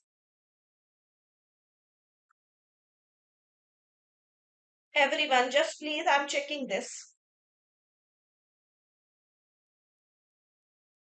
I think it is an economical price. Nominal price is also can be the answer. So here I'm actually confused, right? So just leave this question. I will give you the answer in the next class. Don't worry. Okay. Next, this which article the budget word is actually replaced by annual financial statement? Yes. So it is according to Article 112, the budget word is replaced with the annual financial statement, right? And the last question is, which of the following does not come under the revenue expenditure? Everyone, revenue expenditure. So first of all, what is the definition of revenue expenditure? Revenue expenditures are those expenditure which neither reduces the financial liability of the government nor it increases any asset. Means any those expenditure in which there is no asset gain for the government, neither there is decrease in any financial liability, then it is called as the revenue expenditure. So which of the following comes under the revenue expenditure? Doesn't comes under the revenue expenditure. Subsidies, interest payment, pension, or none of the above. So first of all, subsidies. Subsidies is neither decreasing financial liability nor increasing the asset. It is the revenue expenditure. Interest payment, neither decreasing financial liability nor increasing the asset. Why? Because interest, when you are paying interest, it is not reducing your liability. Liability is actually the principal amount. So it is also a revenue expenditure. Pension is also a revenue expenditure. So none of the above is the correct answer here. D is the correct answer here. Done? Audible and visible to each and everyone? Yes, okay. So today we are going to discuss this Macmillan Module C. Okay, so all questions of Macmillan book Module C of IEIFS that we are going to cover in today's session. So everyone just please like and share the video. Everyone, at least whoever is watching this video, just please like and share the video, right? So let's start discussing this topic. The very first question is, which of the following is not a part of? which of the following is not a part of informal financial system? So the financial system can be formal, financial system can be informal. So which of the following is not a part of informal financial system? Money lender, relatives, mutual fund, or Mahajan? Very easy, very basic. So the correct answer is, hi Kritik, hello. So Kritik has said C. Chandan, C. And everyone else, which of the following is not a part of informal financial system? Everyone, please answer this question. So the correct answer for this question is what? Okay. So yes, see, informal financial system like money lenders, like your relatives, your friends, right? So they are the informal financial system. Mutual fund actually is a formal financial system. Mutual fund is a formal financial system, and that's why C is the correct answer, because mutual fund is not a part of informal financial system. Clear? Done. Next question. See, which of the following is not a part of formal financial system? Not a part of formal financial system. Association, NBFCs, banks, or insurance company? Everyone, please answer this question. Everyone, guys, please answer this question.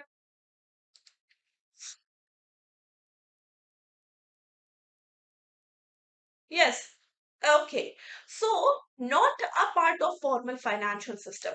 NBFCs, non-banking financial companies, banks, insurance companies, these are all the part of the formal financial system. Yes, these are part of formal financial system. But when we talk about associations, association is not a part of the formal financial system. So A is the correct answer. A is the correct answer here. Okay, done. Next question. Which of the following is or are a part of financial system? So I'm telling you which of the following system is and are the part of financial system: financial market, financial institution, financial instrument, or all of the above. Everyone, please answer this question. Which of the following is a part of the financial system? Everyone, please answer this question, guys. Which of the following is or are a part of the financial system? Everyone. Okay, so is and are a part of financial system. We have financial market, yes, capital market, money market, insurance market. These are all the part of the financial system. Financial institution, yes, they are the part of financial system. Financial instrument, yes, they are the part of financial system. So yes, D is the correct answer. All of the above is the correct answer, Hema. Okay. Okay, Hema, Kavita, Chandan, everyone, at least everyone, guys, please like and share the video. Please at least like the video, everyone. Okay. Next question. Which was the first bank to be established in India? The very first bank which was established in India: Bank of India, Bank of Hindustan, State Bank of India, or the Punjab National Bank? So the correct answer for this question is, everyone, please answer this question. The very first Bank of India. Everyone. The very first Bank of India. So the correct answer for this question is what?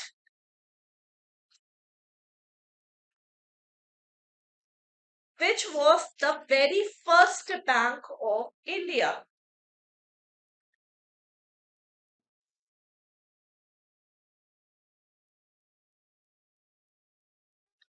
So if we talk about the very first Bank of India, the very first Bank of India, it was actually the Bank of Hindustan.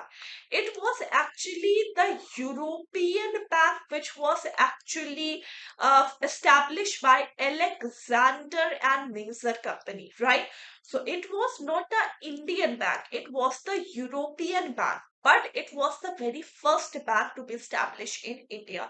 It was the Bank of Hindustan. So B is the correct answer. Okay. Now next, in which phase of development of the financial system was focus laid on the development of development financial institution? So DFI's development financial institution are those in specialized financial institution which provide long term financing to what? For long term financing to the infrastructure sector, that is known as development financial institution. So in which phase of the financial system development financial systems has been focused or started? Phase 1, phase 2, phase 3, or phase 4 of the financial system? So the correct answer for this question is, everyone, in which phase of the financial system was focus laid on setting up the development financial institution? So the correct answer is phase 2. When we are talking about the development financial institution, a specialized financial institution for the infrastructure development in India. So phase second was the phase of the financial system in which the development financial institution has been set up. So B is the correct answer. Okay. Next question. In terms of which section of Banking Regulation Act is the business of banking defined? So banking is defined under which section of Banking Regulation Act 1949? So what is banking? Banking is a process of accepting money. What is banking? So banking is a process of accepting money for purpose of lending and investment in the market. So which section, under which section of Banking Regulation Act is the business for banking is defined? So the correct answer is A, section 5. To be precise, section 5B of Banking Regulation Act 1949 defines banking as a process of accepting money for the purpose of lending in the market. So A is the correct answer here. Okay. A is the correct answer here. Done. Next question. In which year Reserve Bank of India has been established? Reserve Bank of India was established in which year? 1947, 1925, 1935, or 1955? Very easy. Reserve Bank of India has been established in which year? Everyone please answer this question.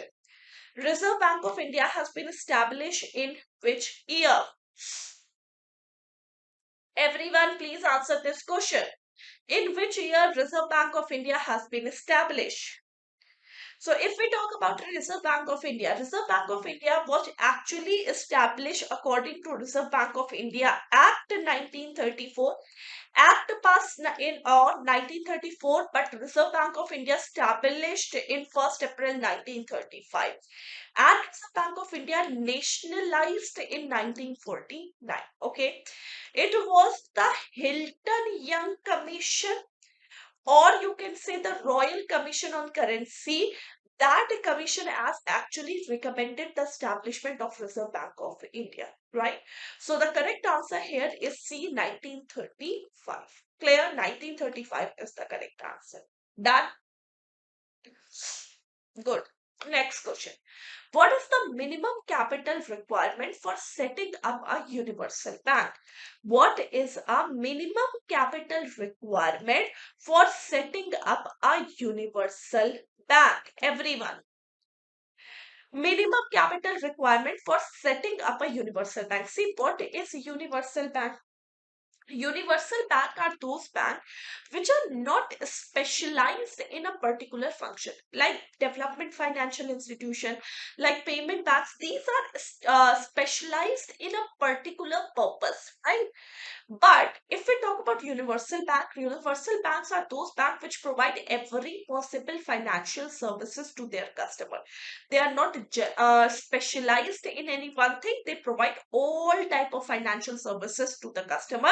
That is known as universal bank. And if we talk about the universal bank, the minimum capital requirement to establish a universal bank is rupees 500 crore. So C is the correct answer, right?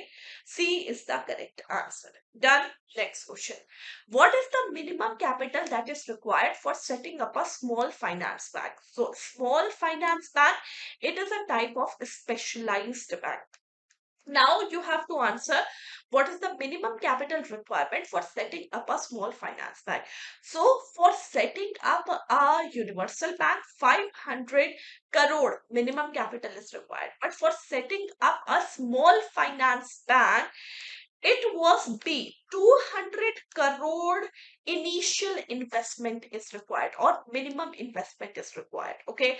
Earlier, this was 100 crore. Earlier, it was 100 crore, which is the minimum capital required for setting up a small finance bank. But now it is 200 crore, which is required for setting up a small finance bank.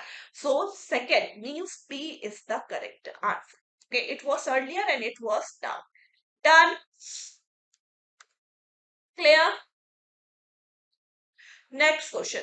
What is the maximum balance that a payment bank can maintain in each account? Maximum balance that a payment bank can accept as a deposit from their customer. Payment banks, so which are specialized in giving payment services to their customer. So what is the maximum balance that is required by a payment bank in each account? 1 lakh, 2 lakh, 5 lakh, or there's no limit, everyone. So a maximum balance that a payment bank can accept from their customer is rupees 2 lakh, right? Is rupees 2 lakh, right? So payment bank, because these are specialized bank, and what type of specialized activity? Payment services. These are the bank which are specialized in giving payment services, right? And they are allowed to accept rupees 2 lakh as a deposit from the customer. So B is the correct answer. Okay. Done. Next. Google Pay is a fintech company, techfin company, payment gateway, or a neobank. Everyone, please answer this question. Google Pay. Everyone, please answer this question.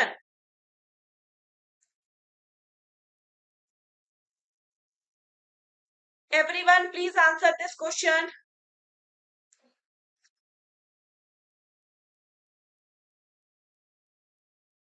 Google Pay is a what? Google Pay is a. Please answer this question, everyone. Very easy question. Please answer this, everyone.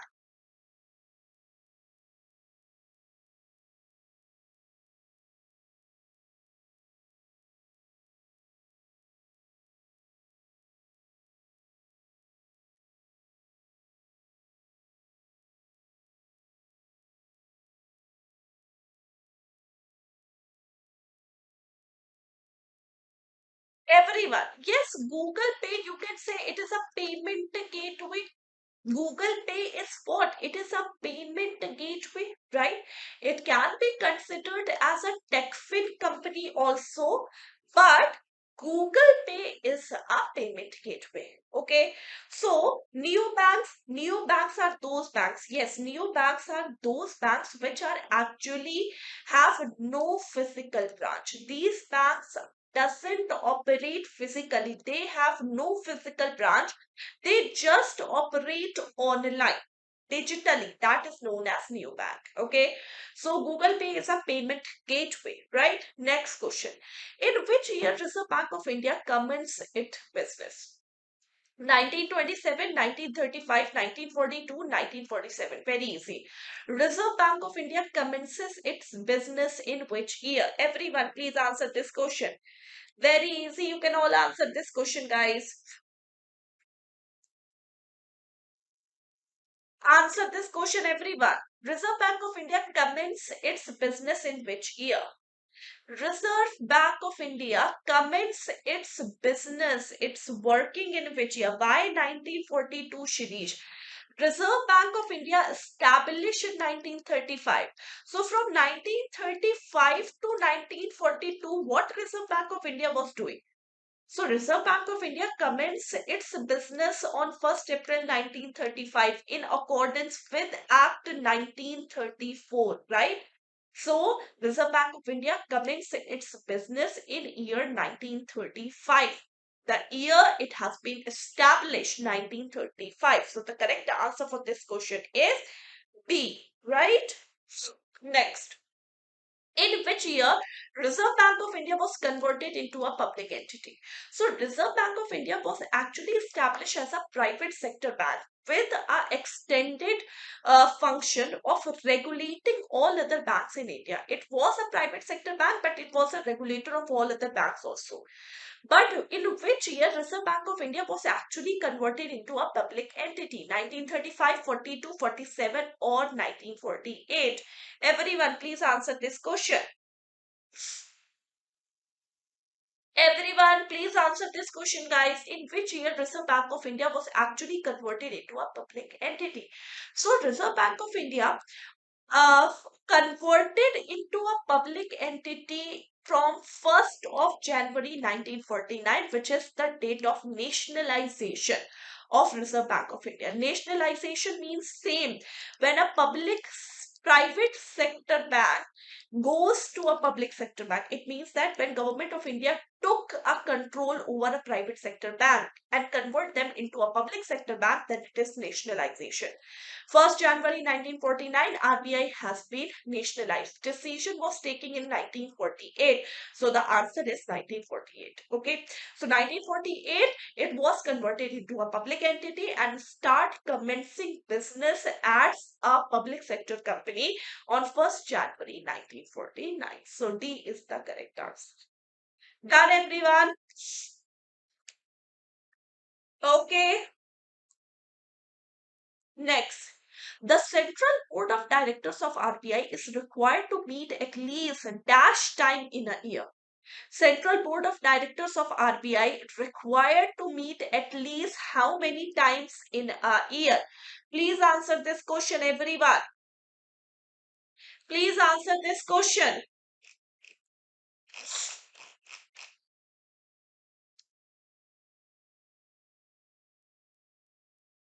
The Central Board of Directors of RBI is required to meet at least how many times in a year? Board of Directors is required to meet at least how many times in a year? 6 is the correct answer. They are required to meet at least 6 times in a year. Monetary Policy Committee Board, they are required to meet at least 4 times in a year. Monetary policies are formulated at least 6 times in a year. But Central Board of Directors of RBI, they have to make a meeting at least 6 times in a year. So B is the correct answer. Okay. B is the correct answer. Done. Next question. Under which act of RBI or under which act is Reserve Bank of India is also called as the bankers to the government? So RBI is also working as a banker to the government. This is actually announced in which act? RBI Act, Banking Regulation Act, Negotiable Instrument Act or Public Debt Act? Everyone, please answer this question. In which or under which act Reserve Bank of India is empowered to be called as the what? Bankers to the government? Everyone, please answer this question.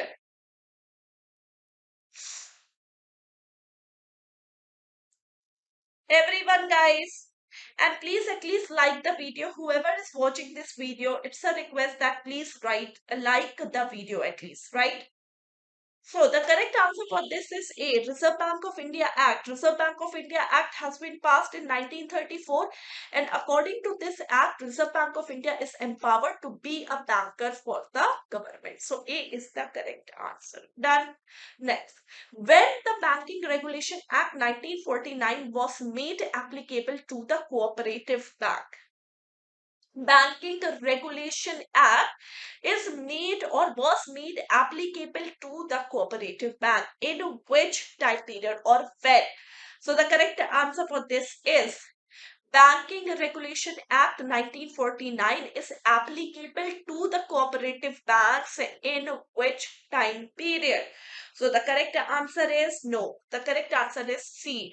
From 1st March 1966, Banking Regulation Act 1949 was applicable to the cooperative bank. So C is the correct answer. Now you are noticing that every question here is a factual question, right? Year, the first bank, which section, because module C in IEIFS is completely fact-based module. You will find very less concept in module C, and that's why in module C you will get these type of questions in the examination related to year, related to facts. Okay, so you have to focus more and more and more on facts in module C. So when the Banking Regulation Act 1949 was made applicable to the cooperative bank, it is on 1st March 1966. Clear? Done. Next question. Which was the first development financial institution which has been set up in India? It was IDBI, it was SIDBI, it was ICICI, or it was IFCI. Everyone, please answer this question. Everyone, please answer this question.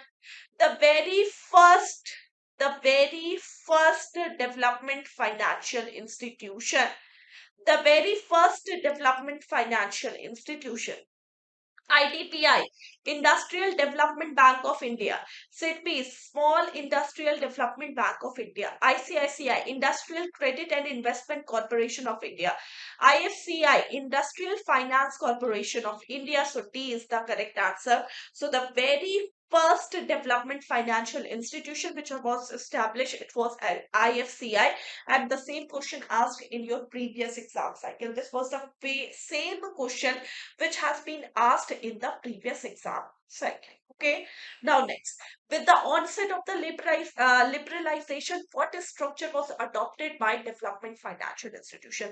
So when LPG policy has been introduced, liberalization, privatization, globalization, especially with the liberalization, DFIs, Development Financial Institution, has been converted into what structure? Commercial banks, universal banks, mortgage bank, or collateralized banks? So the correct answer for this question is everyone. So the correct answer for this question is with the onset of liberalization, what structure was adopted by the development financial institution? Yes, it was the universal bank concept. So all the DFIs were converted into the universal bank. Okay, done.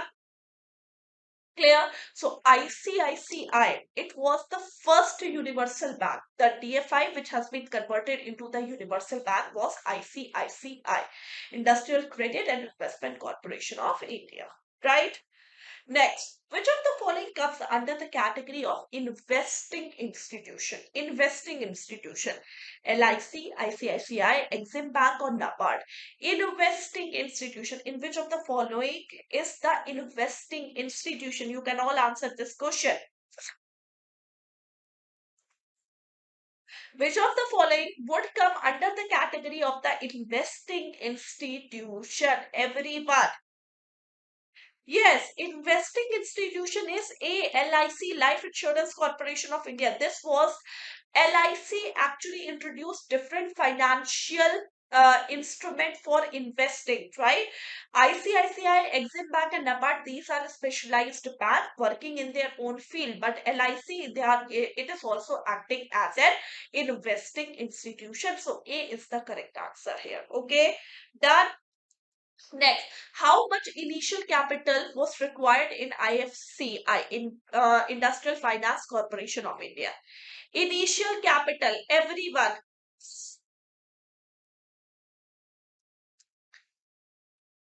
Everyone, please answer this question. How much initial capital required in the Industrial Finance Corporation of India? Initial capital required. Everyone, initial capital in the Industrial Finance Corporation of India was rupees 10 crore. A is the correct answer. Yes, it was 10 crore. Kritik and Hema correct. So 10 crore was the initial capital which has been required in Industrial Finance Corporation of India. Next, which of the following DFI, Development Financial Institution, had a counseling role for NRI, for investments in India? So if there is any NRI and they want to invest in India, so for them, the counseling role has been played by which development financial institution? IFCI, IDBI, ICICI, or Exim Bank? So the correct answer for this question is, it is important question, everyone, guys. So you have to answer it correctly. Yes. So the correct answer for this is what? The correct answer is ICICI, Industrial Credit and Investment Corporation of India. They actually play a role of counseling NRI, okay, for their investments in India. So C is the correct answer, everyone, right? Next question. Next question is, the Grameen Bank model was developed in which country? Grameen Bank model. It was developed by Professor Muhammad Yunus. Okay, so name I have already told you. Grameen Bank model. It was introduced by Professor Muhammad Yunus. In which country? India, Nepal, Sri Lanka, or Bangladesh? India, Nepal, Sri Lanka, or Bangladesh? Everyone who is watching this video, at least just please like the video, guys. Yes, so Bangladesh is the correct answer. Done. Next, which of the following type of MFIs, microfinance institution, are regulated by Reserve Bank of India? Which of the following Which of the following MFIs are actually regulated by Reserve Bank of India? Everyone. Reserve Bank of India. Which of the following NBFC, or sorry, microfinance institution is actually regulated by Reserve Bank of India? So the correct answer is. So the correct answer is what? Yes, it is NBFC. Microfinance institution is the only MFI which has been regulated by Reserve Bank of India. So the correct answer here is C. C is the correct answer. Done. Non-banking finance companies, microfinance institution. Next, in which type of financing of self-help group does an NGO act as a financial intermediary? In which type of financing of self-help group does an NGO, non-governmental organization, act as a financial intermediary? Model 1, Model 2nd, Model 3rd, and Model 4. So these models are very important. Again, a very important question in the topic of these self-help group and NGOs and NBFCs. I am going to tell you this model 1, 2, 3, and 4. Now here you just have to answer in which type of self-help group does NGO is acting as a financial intermediary. So the correct answer is model 3rd. Model 3rd is the correct answer. Done. Third, yes, model 3rd is the correct answer. Good. Next question. Which of the following figures in the Fair Practice Code developed by RBI for NBFCs MFI? So, non-banking financial company, microfinance institution, these are regulated by Reserve Bank of India, as you all know. Which of the following figures is a Fair Practice Code developed by RBI for NBFC MFI? There should be a board approved loan application format. No security deposit should be taken from the borrower. A borrower should not be the member of more than one self-help group, or all of the above. So very easy question. So the correct answer is Fair Practice Code developed by Reserve Bank of India. Yes, there should be a board approved loan application format. No security deposit can be taken from the borrower. And third, a borrower should not belong to more than one self-help group. So all of the above is the correct answer. D is the correct answer here. Done. Next question. A loan company is a NBFC as per which type of classification? Loan company. So liability based, activity based, and size based. Everyone please answer this question. Loan company. Everyone. Loan company.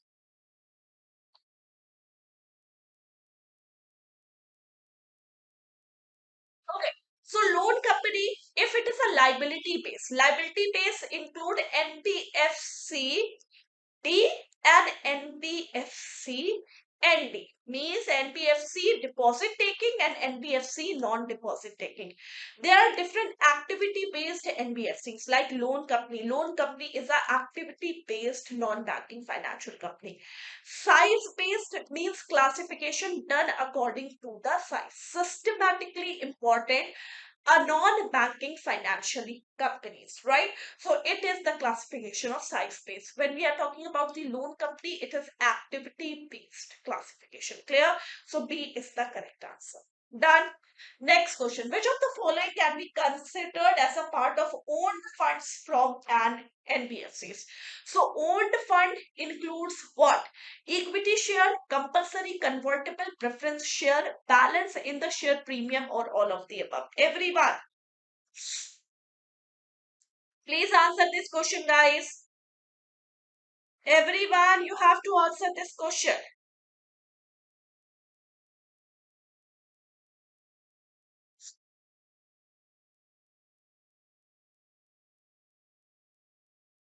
Owned fund. So equity, convertible, compulsory preference share, and balance in the share premium. All of the above is the correct answer. These are all considered as a part of owned fund from an NBFC. So owned fund has a definition, proper formula, which we are going to discuss in the paid class, everyone. Okay. Next question.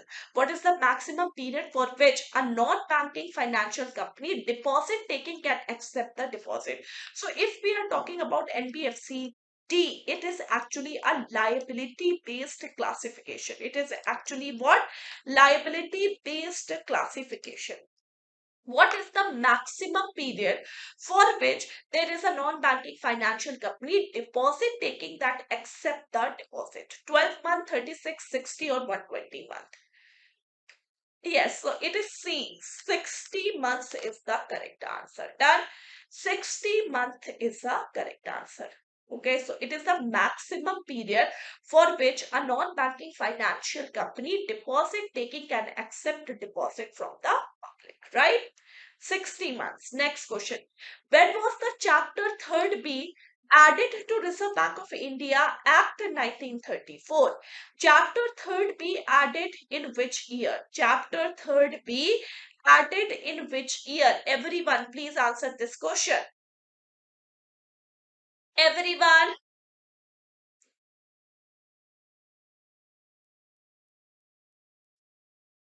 everyone, please answer this question. Chapter 3rd B added to Reserve Bank of India Act 1934 was actually in year 1997. So C is the correct answer. Yes, C is the correct answer. Next question. Which of the following is actually a regulator of housing finance company? RBI, SEBI, Ministry of Corporate Affairs, or National Housing Bank? Which of the following is a regulator of housing finance companies? Everyone, please answer this question.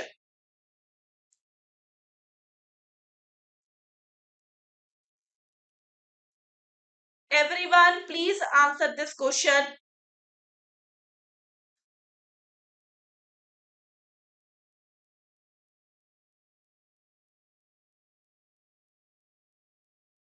Okay, so which of the following is a regulator of housing finance companies?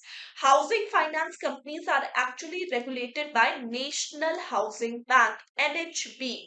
NHB is what? National Housing Bank. So the correct answer is D. Okay. Yes. Next question. The very first company to be established in India was Dash. The first insurance company, LIC of India, Oriental Life Insurance, Bombay Mutual, or National Insurance Company. Everyone.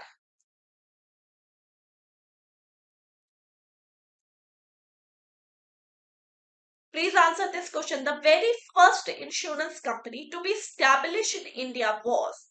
The very first insurance company. Yes, it was the Oriental Life Insurance Company, which was established first in India. So, the very first insurance company which was established in India was Oriental Life Insurance. So, B is the correct answer. Next question. What is the extent of FDI which is presently permitted in the insurance sector? So, insurance sector has an update in this year budget 2025. So earlier, if we talk about this question, the correct answer is 74%, right? So FDIs is presently permitted up to 74% in the insurance sector. But now in the budget 2025, it is now 100%. The limit is increased to the 100%. Okay. But you have to answer this. If the question is asked, you don't have to answer D, you have to answer C. Okay. But you must know this, that in this year budget 2025, in the insurance sector, FDIs has been increased to 100%. Clear? Done. Next question. The percentage of insurance premium received to GDP is known as insurance premium to GDP is called as what? Insurance premium to GDP is called as what? Everyone. Insurance premium to GDP is called as insurance penetration. Insurance penetration is the insurance premium received to GDP. So A is the correct answer. Yes, Shirish. Yes, Chandan. Yes, Sanjay. A is the correct answer. Clear? Done. So the percentage of insurance premium to GDP is actually the penetration, insurance penetration. Now, the ratio of the insurance premium to population is called as what? Insurance premium to population is called as what? Everyone, please answer this question. So, the ratio of insurance premium to population is called as density. Insurance premium to GDP is called as penetration. Done? Clear? Next question. In which year Reserve Bank of India has been nationalized? In which year Reserve Bank of India has been nationalized? Everyone, please answer this question. RBI has been nationalized in which year? RBI has been nationalized in which year? This is very easy. Yes, 1955 it was SBI which has been nationalized. If we talk about Reserve Bank of India, Reserve Bank of India was nationalized in 1949. So the correct answer is B. B is the correct answer, everyone. Okay. Done. Next question. How many times at minimum does the Monetary Policy Committee meets in a year? How many times at the minimum does the Monetary Policy Committee meets in a year? 4, 10, 6 or 12. Monetary Policy Committee meeting in a year is done how many times? Very easy. No, meeting is done 4 times in a year. Monetary policy made is or regulation of the monetary policies is done at least 6 times in a year. So these are two things. Monetary policies committee actually regulate monetary policies according to the liquidity at least 6 months means in a bi-monthly basis, right? But if we talk about the Monetary Policy Committee meeting in a year, it is 4%, or it is 4. At least 4 times the MPC committee should meet in a year. A is the correct answer. Okay. Done. How many full-time members are there in the SEBI board, Securities and Exchange Board of India? The full-time members, everyone. The full-time member.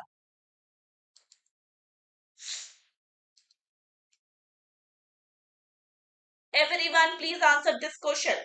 How many full-time members are there on the SEBI, Securities and Exchange Board of India? Full-time members are three. Why you are saying four? No, three is the correct answer. So Securities and Exchange Board of India is called as the regulator of the capital market. It is also called as the regulator of mutual funds, right? So if we talk about the SEBI, SEBI has three full-time members in the board. So A is the correct answer here. Okay. Next question. Under the recommendation of which committee was IRDA, Insurance Regulatory Development Authority, has been established? Malhotra Committee, Tandon, Narsimha Committee, or Ghosh Committee? Under the recommendation of which committee was IRDA, Insurance Regulatory and Development Authority, has been established? Everyone. Under the recommendation of which committee was IRDA, Insurance Regulatory and Development Authority, has been established? Yes, it was the Malhotra Committee's recommendation which actually set up the Insurance Regulatory and Development Authority, right? Malhotra Committee. Yes, Irfan. Yes, Shirish. Yes, Ruchi. Yes, Chandan. Yes, Krishna. It is A, which is the correct answer. Next question. Which of the following is not a sector included in infrastructure? Which of the following is not a sector which is included in infrastructure? Textile mills, water work, waterways, and canal networks. Not a sector in infrastructure. Which of the following is not included under the sectors which are included in infrastructure? Yes, so the correct answer is A, textile mill. Yes, of course, textile mill is the correct answer. Done. Next question. Which of the following are the characteristic of infrastructure financing? So when any development financial institution or a normal bank is providing financing to infrastructure, what are the characteristics? They requires the larger amount. They require longer maturity. There are fixed but low real rate of returns, or all of the above. What are the characteristics of infrastructure financing? What are the characteristics of infrastructure financing? Everyone. What are the characteristics of infrastructure financing? So if we talk about the characteristic of infrastructure financing, larger amount, longer maturities, fixed and low real rate of return. Yes, so D is the correct answer. All of the above is the correct answer. D, all of the above, right? Next, what is the authorized share capital, or sorry, authorized capital of NABFID?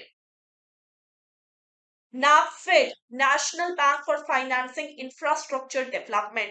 NABFID, authorized capital of NABFID. Everyone, what is the authorized capital of NABFID? Authorized capital of NABFID. Everyone. Yes, so the authorized capital of NABFID is 1 lakh crore. 1 lakh crore means D is the correct answer, right?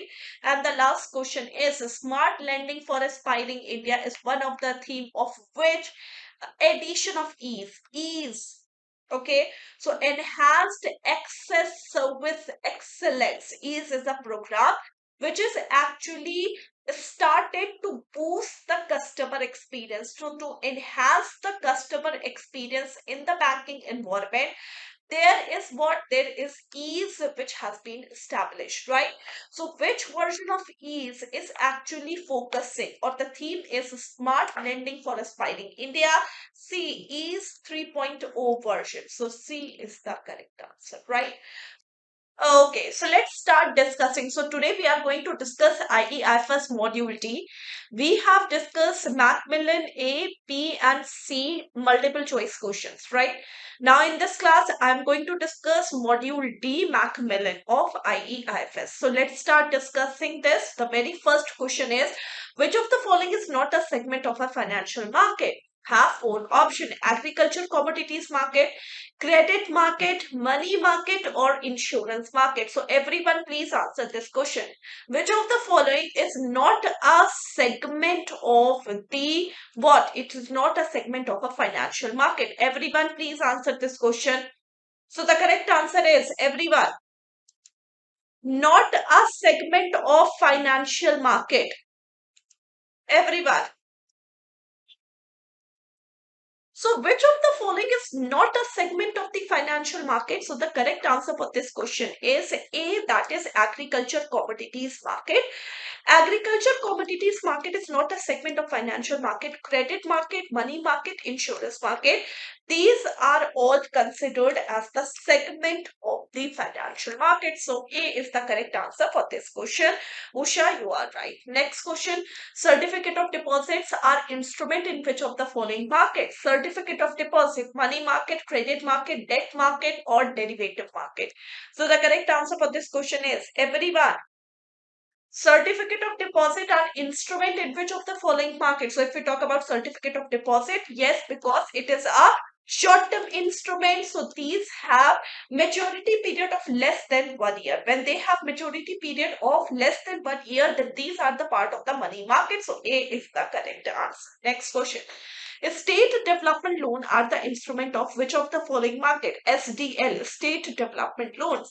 We have money market, we have credit market, we have debit market or debt market, or we have derivative market. So state development loan are instrument in which of the following market? Everyone please answer this question. State development loans are actually instrument in which of the following market? Money market, credit market, debt market, or derivative market.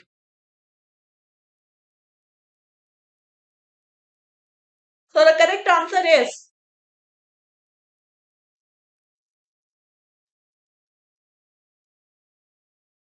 okay. So state development loan, these are actually a part of debt market. So C is the correct answer. C, Krishna, C is the correct answer.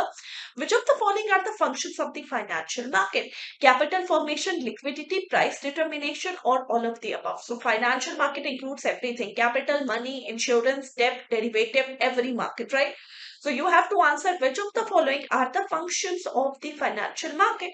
It is capital market, it is liquidity, it is price determination, or it is all of the above. Rigved, Usha, Chandan, Krishna, Ashish, everyone please answer this question. So the correct answer is yes, D is the correct answer. Capital formation, liquidity, price determination, these are all the functions of the financial market, right? Right? Okay, next. Which of the following is not a factor for price discovery? So, if we talk about this, which of the following is not a factor for price discovery? Market stability, risk appetite, available information, and supply and demand. Not a factor of price discovery. Price discovery is not a part of which of the following? Everyone.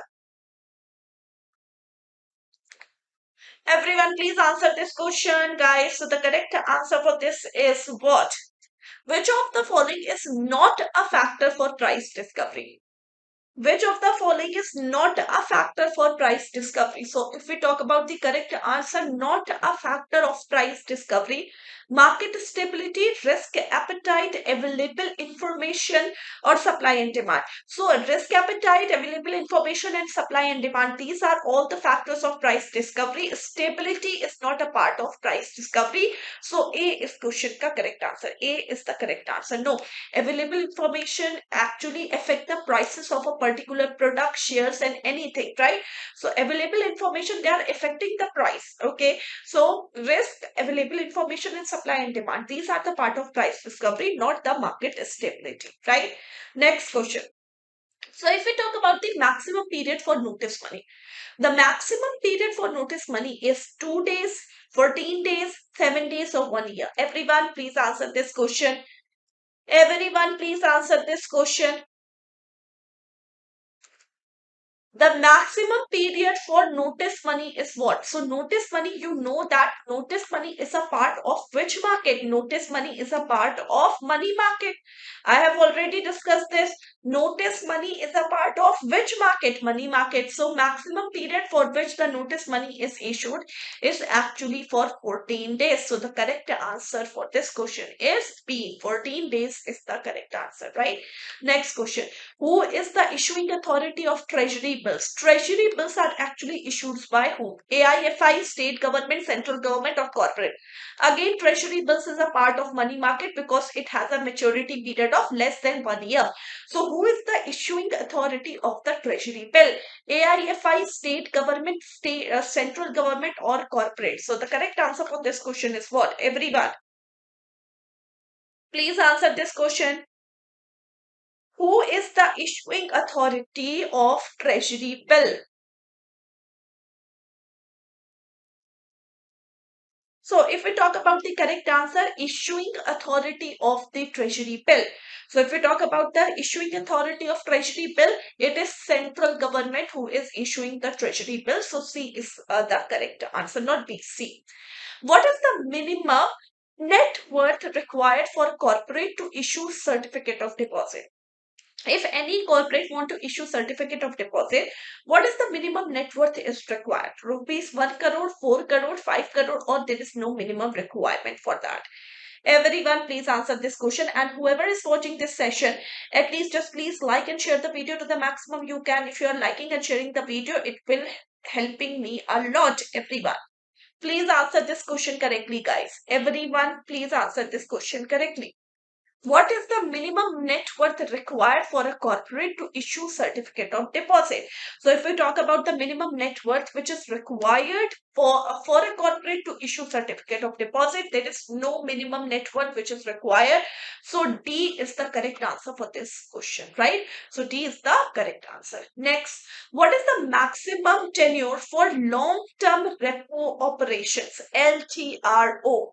Maximum tenure, long-term repos operation. So long-term repo is actually issued for a period of 1 to 3 years. Means when RBI is giving loan to commercial bank for a period of 1 to 3 years, that is known as long-term repos operation. So if we talk about the maximum tenure for long-term repos operation, it is 3 years. So B is the correct answer. 3 years, B is the correct answer. Then next question.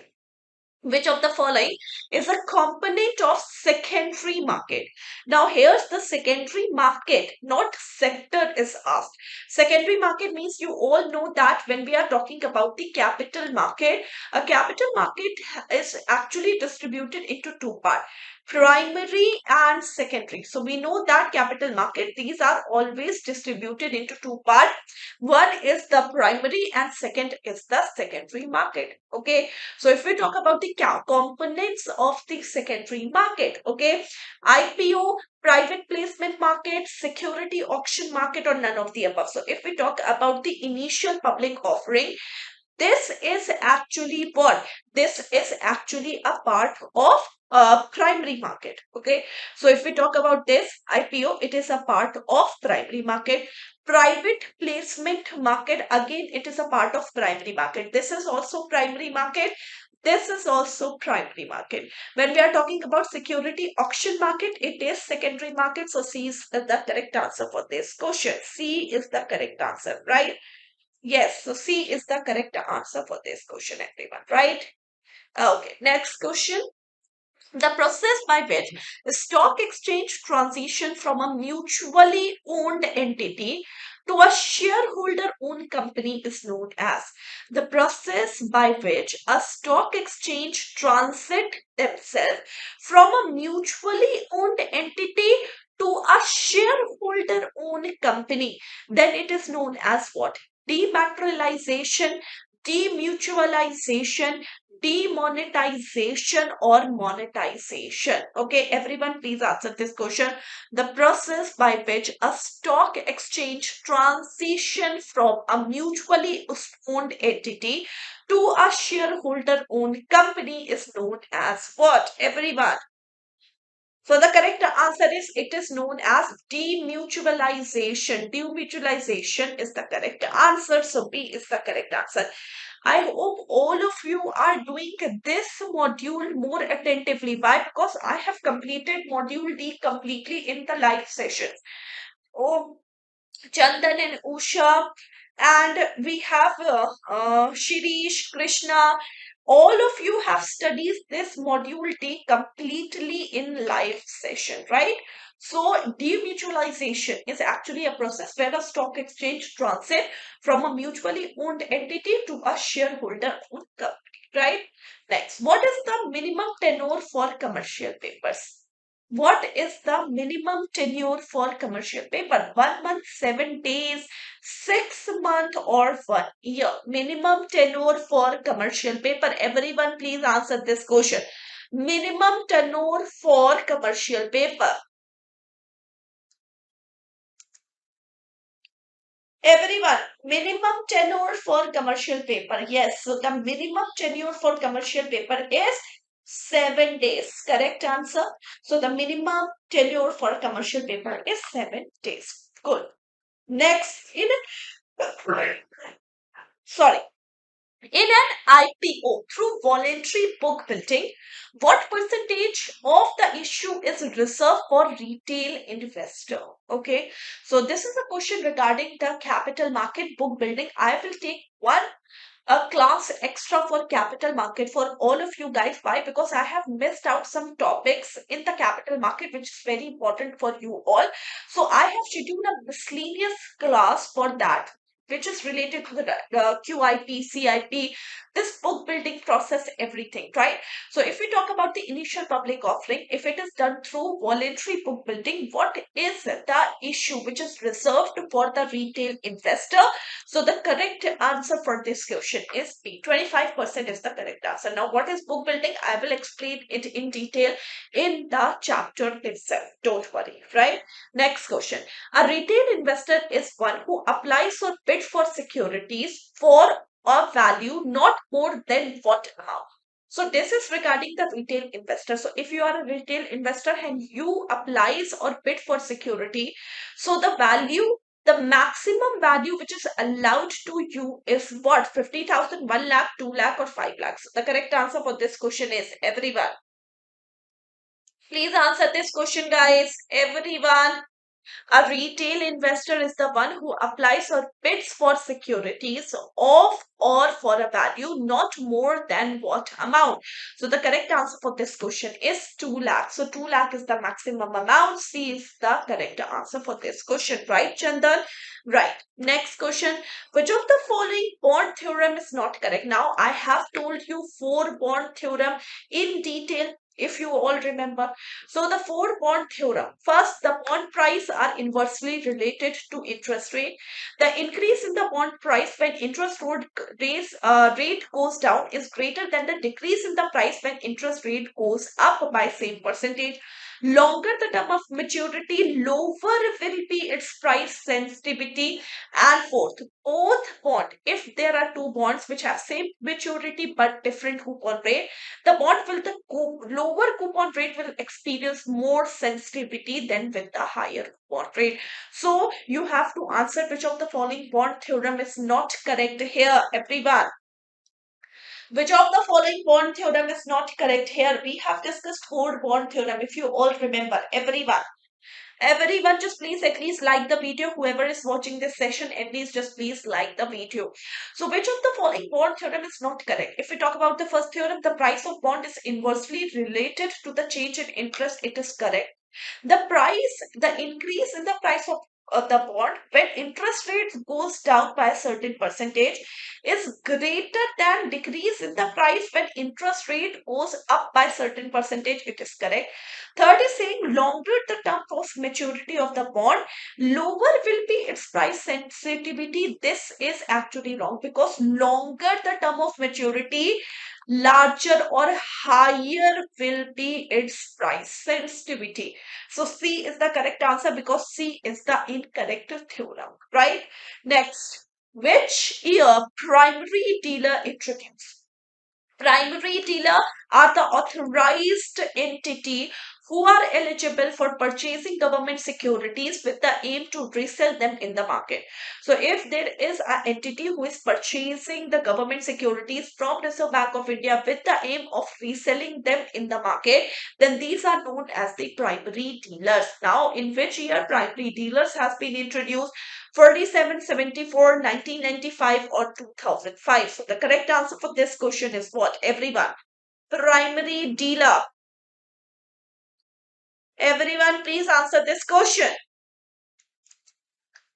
Primary dealer, yes. So 1995, in year 1995, primary dealer scheme has been introduced. Next question, which of the following securities are not eligible in the RBI retail direct scheme? So there has been RBI direct retail scheme, which is actually uh, uh, introduced to increase the investment opportunities for the retail investors like you and me. If we want to invest in the government bonds and securities for increasing this opportunity, RBI retail direct scheme has been introduced. So which of the following securities are actually not eligible for this scheme? Treasury bill, government securities, corporate bonds, or sovereign gold bonds? So the correct answer for this question is, so the correct answer for this question is what, everyone? So RBI direct retail scheme is actually introduced for we all investors so that our opportunity in investing different type of bonds and securities will increase. This includes treasury bill, this includes central government securities, this includes sovereign gold bond, but this doesn't include the corporate bonds. So the correct answer for this question is what? C. C is the correct answer for this question, right? Next. Which of the following are not participants in the forex market or foreign exchange market? Which of the following are not participants in the foreign exchange market? We have brokers, we have commercial banks, we have jobbers or central government. Not a participant in the foreign exchange market. Very easy. Everyone, please answer this question. And kindly please like and share the video, guys. Whoever is watching this session, it's a request that please just like and share the video to the maximum you can. Everyone. Okay. So not a participant in the foreign exchange market. So the correct answer for this question is jobbers. Jobbers are not the participant. Whereas brokers, we have commercial banks, we have central banks. These are the participants in the foreign exchange market, right? Next. Which of the following is not an enforcement authority for FEMA regulation, Foreign Exchange Management Act? Which of the following is not an enforcement authority for Foreign Exchange Management Act? RBI, Enforcement Directorate, Ministry of Commerce, or Ministry of Finance? Everyone. Ruchi, Chandan, Irfan, Harshal, Usha.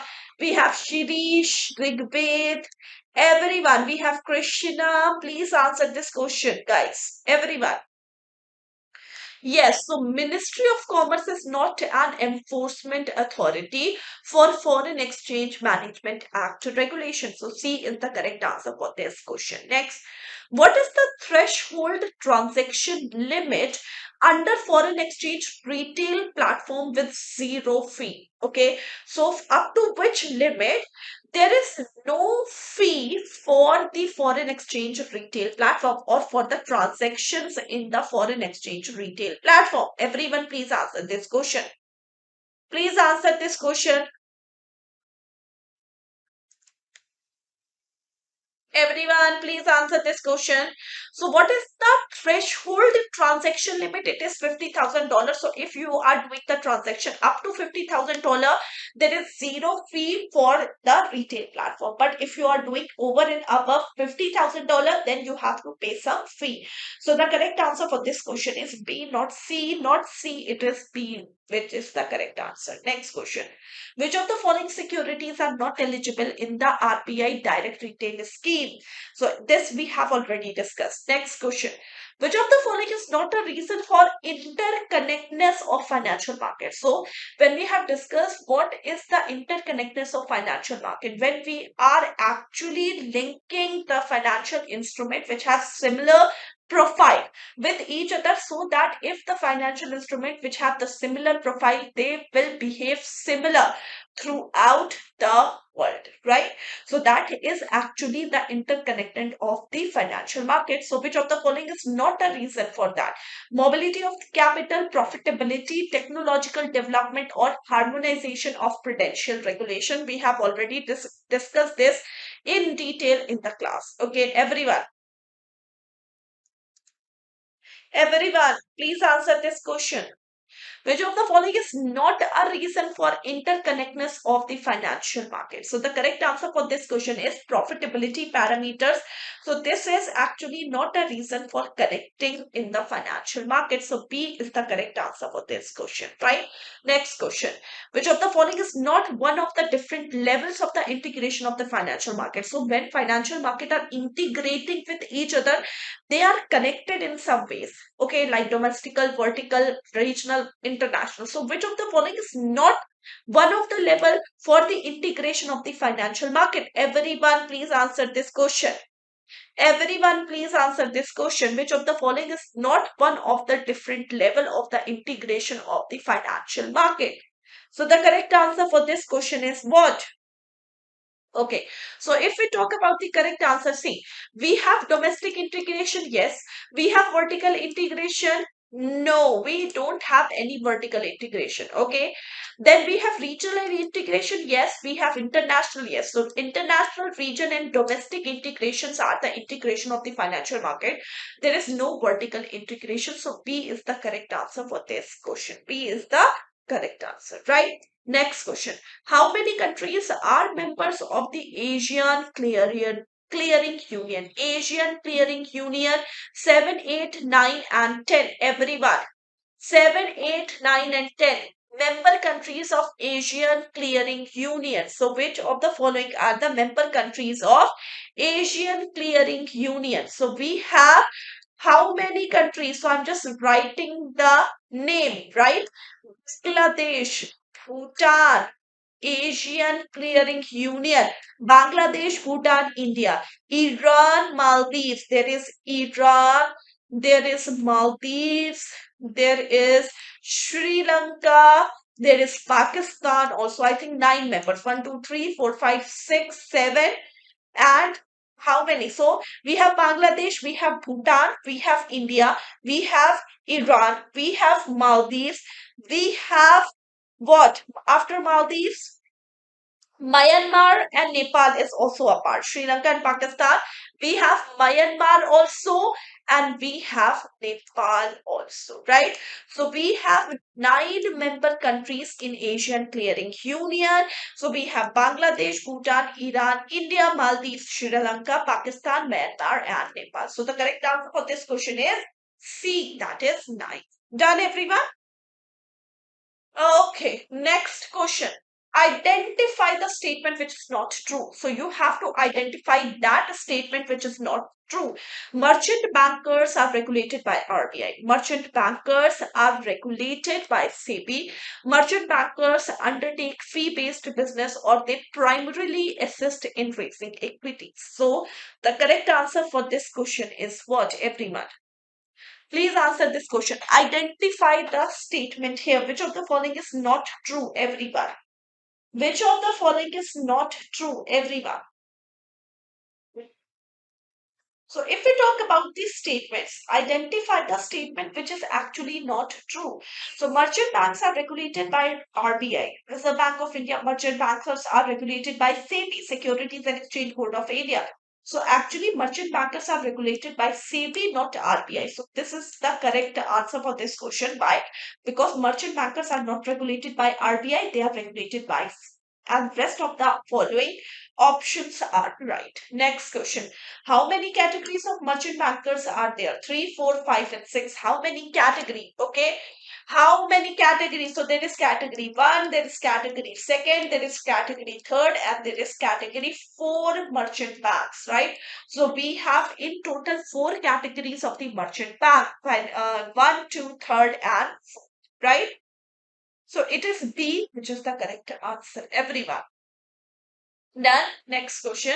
Which of the following category of the merchant bankers can handle issue management? So we have 4 categories of the merchant banker that I have already told you. Now you have to answer which of the following category of the merchant banker issue management, handle issue management. Everyone, please answer this question. Which of the following? So the correct answer is yes. Category 1 is the correct answer. No, issue management is actually category 1. So the correct answer is A. Next question. Minimum capital requirement for a merchant banker. Minimum capital requirement for a merchant banker. Minimum capital requirement for a merchant banker. Everyone. So minimum capital requirement for a merchant banker is what? So the correct answer for this question is B, rupees 5 crore. So 5 crore is the minimum capital requirement for a merchant banker, right? So 5 crore is the correct answer. B is the correct answer. Ruchi is right. Chandan is also right here. Good. Next question. From among the following, which is not a participant in the derivative transactions? Not a participant in the derivative transaction. Arbitrators, guarantor, hedger, or speculators. Okay, everyone, which of the following not a participant in the derivative transaction? I have told you not a participant in the derivative transaction. We have arbitrators, we have guarantor, we have hedgers, and we have speculators. Everyone, please answer this question. So the correct answer for this question is what? The correct answer for this question is B, guarantor. Guarantor is not a part of the derivative market. Arbitrator is here, hedger is here, and speculator is here. So the correct answer for this is B. Next question. From among the following, identify the functions of derivatives. So, from among the following, you have to identify the functions of the derivative. We have price discovery, we have lowering transaction cost, we have increased leverage, or all of the above. So, what is the function of the derivative market? And what is derivative? Derivative is that financial instrument or an agreement which don't have its own value. There is underlying asset which is associated with the agreement, that is known as derivative. So whatever the value of the derivative is actually determined or derived from that underlying asset. Underlying asset can be gold, can be commodities, silver, items, agriculture product, anything. That is the underlying asset. So if we talk about the functions of the derivative, yes, D is the correct answer. Price discovery, we have low transaction cost, we have increased leverage, means from holding some money, we can do agreement of a lot of money, right? So that is all of the above, which is the correct answer for this question. Next question. If a company wants to borrow USD 1 million for a period of 3 months, 6 months from now, which type of FRA should it buy? Forward rate agreement, everyone. So if they want to buy for a period of 3 months, 6 months from now, then what is the correct answer for this? Everyone, please answer this question. You can all answer this question.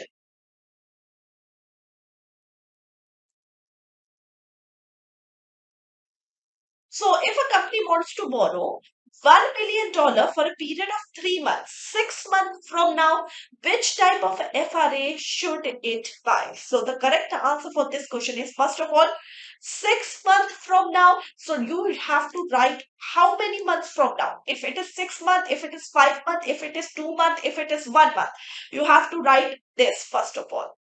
Means for how many total, for how many months, which is starting from today. So if it is 6 months from now, we have to write this into the total time period involved with the transaction. So 6 months, for a period of 3 months, it is total 9. So the correct answer for this question is C. 6 into 9 is the correct answer.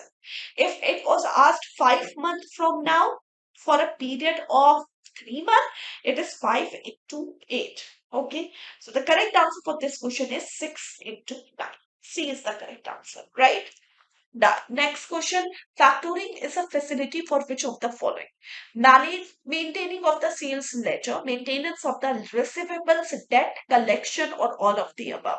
Factoring is a facility for which of the following? Everyone, please answer this question. Factoring is a facility for which of the following? It is for maintaining the sales ledger, it is maintaining the receivables, it is for the debt collection, or it is for all of the above. You can all answer this question. Yes, factoring is actually not only giving the immediate credit to the seller, but they also provide the debt collection facilities. They also maintain the receivables. They also helps in maintenance of the sales ledger. So D is the correct answer. All of the above is the correct answer. right? Next question. Which of the following is not a form of international factoring? Not a form of international factoring. Single, two, three factor, or export only factor. Not a form of international factoring. Everyone, please answer this question. Not a form of international factoring.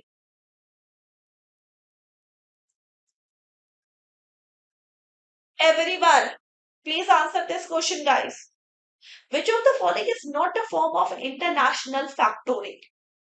So in international factoring, we have single factor.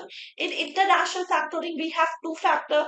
In international factoring, we have export only factor and import only factor also. But three factors is not any form of international factoring. So C is the correct answer for this question. The correct is C. Done. Next question. A forfeiter gives an undertaking to execute a specific forfeiting transaction at a firm discount rate within a specified period. What is the fee for such undertaking is called as, everyone? Very easy. So they just undertake to execute a specific forfeiting transaction at a firm within a specified period. Then what it is called as? Everyone, please answer this question. What it is called as? Everyone. So a forfeitor gives undertaking to execute a specific transaction. There, a forfeitor is actually committing to a particular seller that I will help you in the forfeiting process, and that's why the fees is called here is called as the commitment fees. Commitment fees is the correct answer, right? Commitment fees is the correct answer. Next question. Which of the following statement is incorrect? You have to answer the incorrect statement. Finance for new project is riskier. Incorrect statement. Finance for new project is riskier. Venture capitalists finance established project. They have the long-term investment, or they in steps where the probability of failure is very high. Have to answer this question, everyone. So you have to answer this question, guys. Which of the following statement is incorrect? Finance for new project is riskier. Venture capitalist finance established projects. Venture capital is a long-term investment, or venture capital steps in where the probability of failure is very high. Have to answer which of the following is incorrect statement here. Yes, so if we talk about the incorrect statement, so the incorrect statement is B. Venture capital doesn't finance established product. They actually finance new projects where the chances of failures are very high and their investments are very long term, right? So B is the incorrect statement for this question. Chandan is right here, right? B is the correct answer. Next, a venture capital fund may raise money from any investor provided the minimum amount accepted from an investor is, I have already given you the detail. Minimum amount, that is actually what? Minimum amount that is actually accepted from an investor. Everyone, please answer this question. Everyone who is watching this video, at least just please like and share the video to the maximum you can. Everyone, where are everyone, guys? Where are everyone? So venture capital fund may raise money from any investor provided that the minimum amount accepted from an investor is 5 lakhs. So A is the correct answer. Minimum amount which is accepted from an investor is 5 lakhs. So A is the correct answer for this question. Next, in 1972, the committee which recommended commencing the venture capital business was. In 1972, the committee which actually recommended commencing of venture capital business was Malhotra Committee, Bhatt Committee, Goparia Committee, or Bhatt-Nagar Committee. So the correct answer for this question is Bhatt Committee. B is the correct answer for this question. Bhatt Committee is the correct answer. Next question. Which of the following characteristic of venture capital funding is incorrect? You have to answer venture capital funding is not correct. Means which of the following characteristic is not true? They are high risk investment with an intention of making high profit. Their investments are short term. The providers of venture capital can participate in the management of the company. Money is invested generally by buying equity share in the startup company. So you have to answer this question correctly. The venture capital funding, I have already told you their investments are long term. So if you are saying that investments are on the short term goals, so it is actually the wrong statement. We have to identify the wrong statement here. So B is the correct answer for this question. Right, Chandan. B is the correct answer for this question. Right? Next, which of the following covers the entire life of an asset? Okay, the entire life of an asset. Everyone, please answer this question.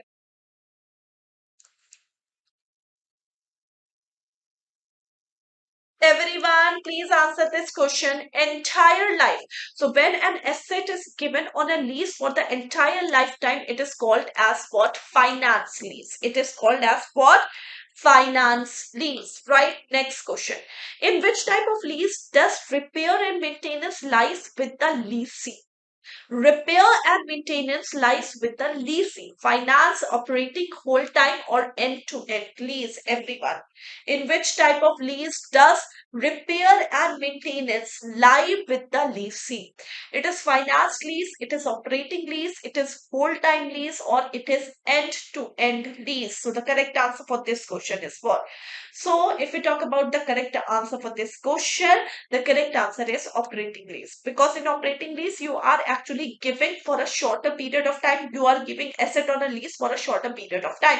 So all the repairs and maintenance, they are actually lies with the leasing. So the correct answer will be operating. Okay. So the correct answer is operating. Done. Next. Which type of leasing? No, no, no. Repair and maintenance lie with the leasing.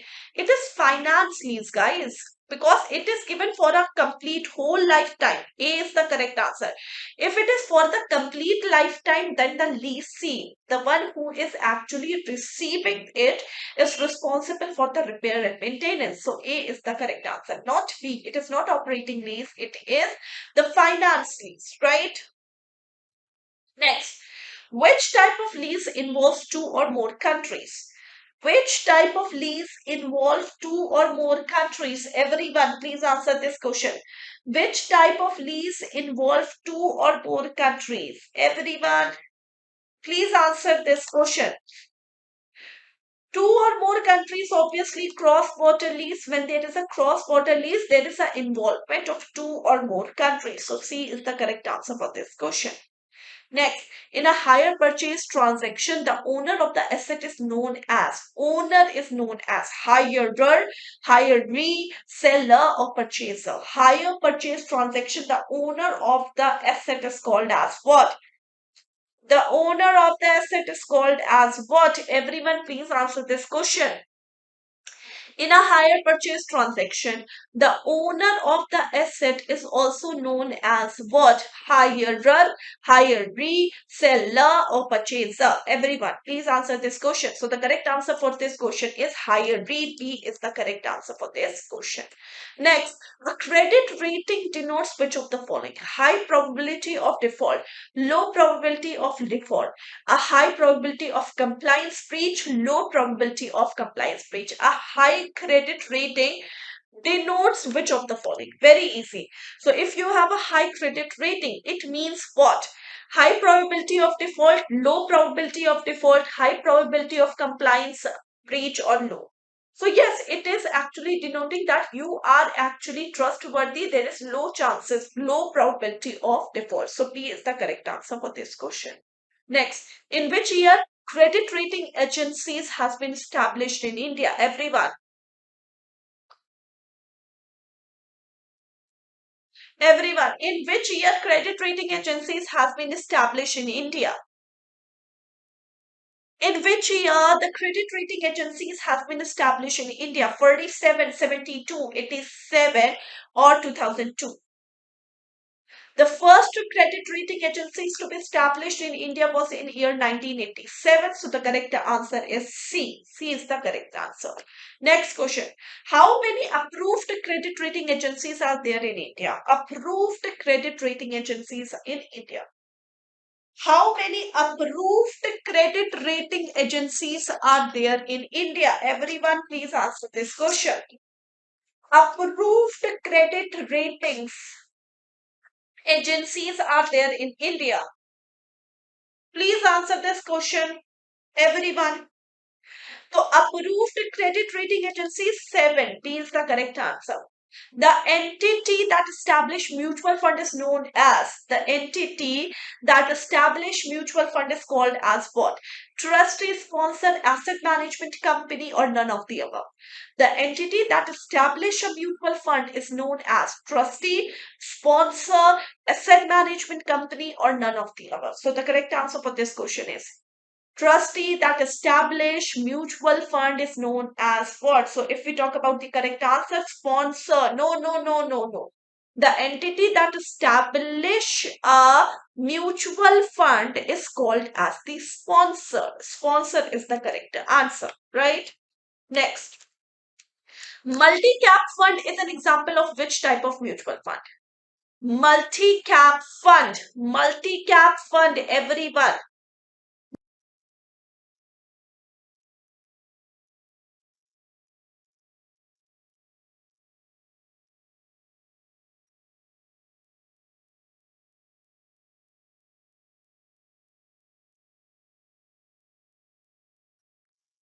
So the correct answer for this question is what, everyone?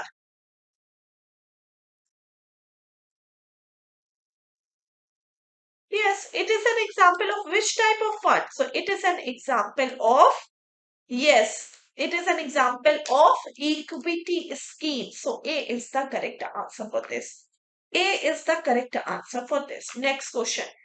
The principle of Uber or ubere me fidei means what? Principle of subrogation, consideration, utmost good faith, or proximate cost. So this principle I have explained in detail in the insurance chapter, right? So there are 6 principles which I have discussed in detail. Principle of subrogation, consideration, utmost good faith, or proximate cost. So this term is associated with which principle? So the correct answer is C. Principle of utmost good faith. So C is the correct answer for this question, right? Done. Next question. Which of the following is not a contract of indemnity? Which of the following is not a contract of indemnity? I have told you all the insurance contract are the contract of indemnity except one. Which of the following is not a contract of indemnity? So if we talk about, yes, life insurance is not a contract of indemnity. Only life insurance is not a contract of indemnity. Motor, travel, and marine, these are the contract of indemnity. So A is the correct answer for this question, right? A is the correct answer. Next question. Okay. Next is what? See, next is in the insurance grievance, maximum compensation that the ombudsman is allowed to give in the context of personal life insurance contract is what can be the maximum compensation that the ombudsman is allowed to give? Maximum compensation that the ombudsman is allowed to give, everyone.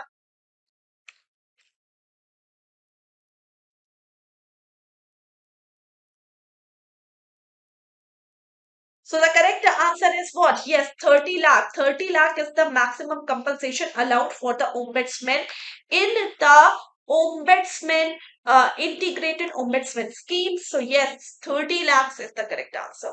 30 lakhs. No. 5 lakh? No, no, it is 30 lakhs, right? Next. Okay. Pension product generally have 2 stages. Accumulation stage and which stage? Pension product has 2 stages. Accumulation stage and discharge, pension, vesting, and backing stage.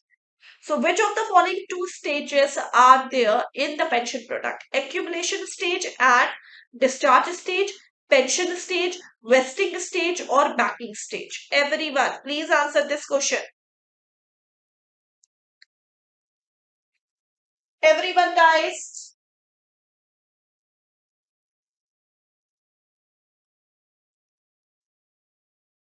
Pension product has two stages. Yes. So if we talk about the correct answer, it is accumulation and the vesting stage. Accumulation and the vesting stage, right? Next question. What is the lock-in period for PPF account? Lock-in period for PPF account. Lock-in period for PPF account.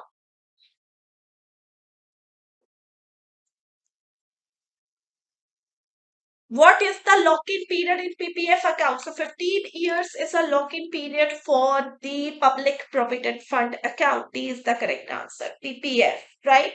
Next, what is the minimum age for a person to join the Atal Pension Yojana? Minimum age a person to join in the Atal Pension Yojana. Everyone.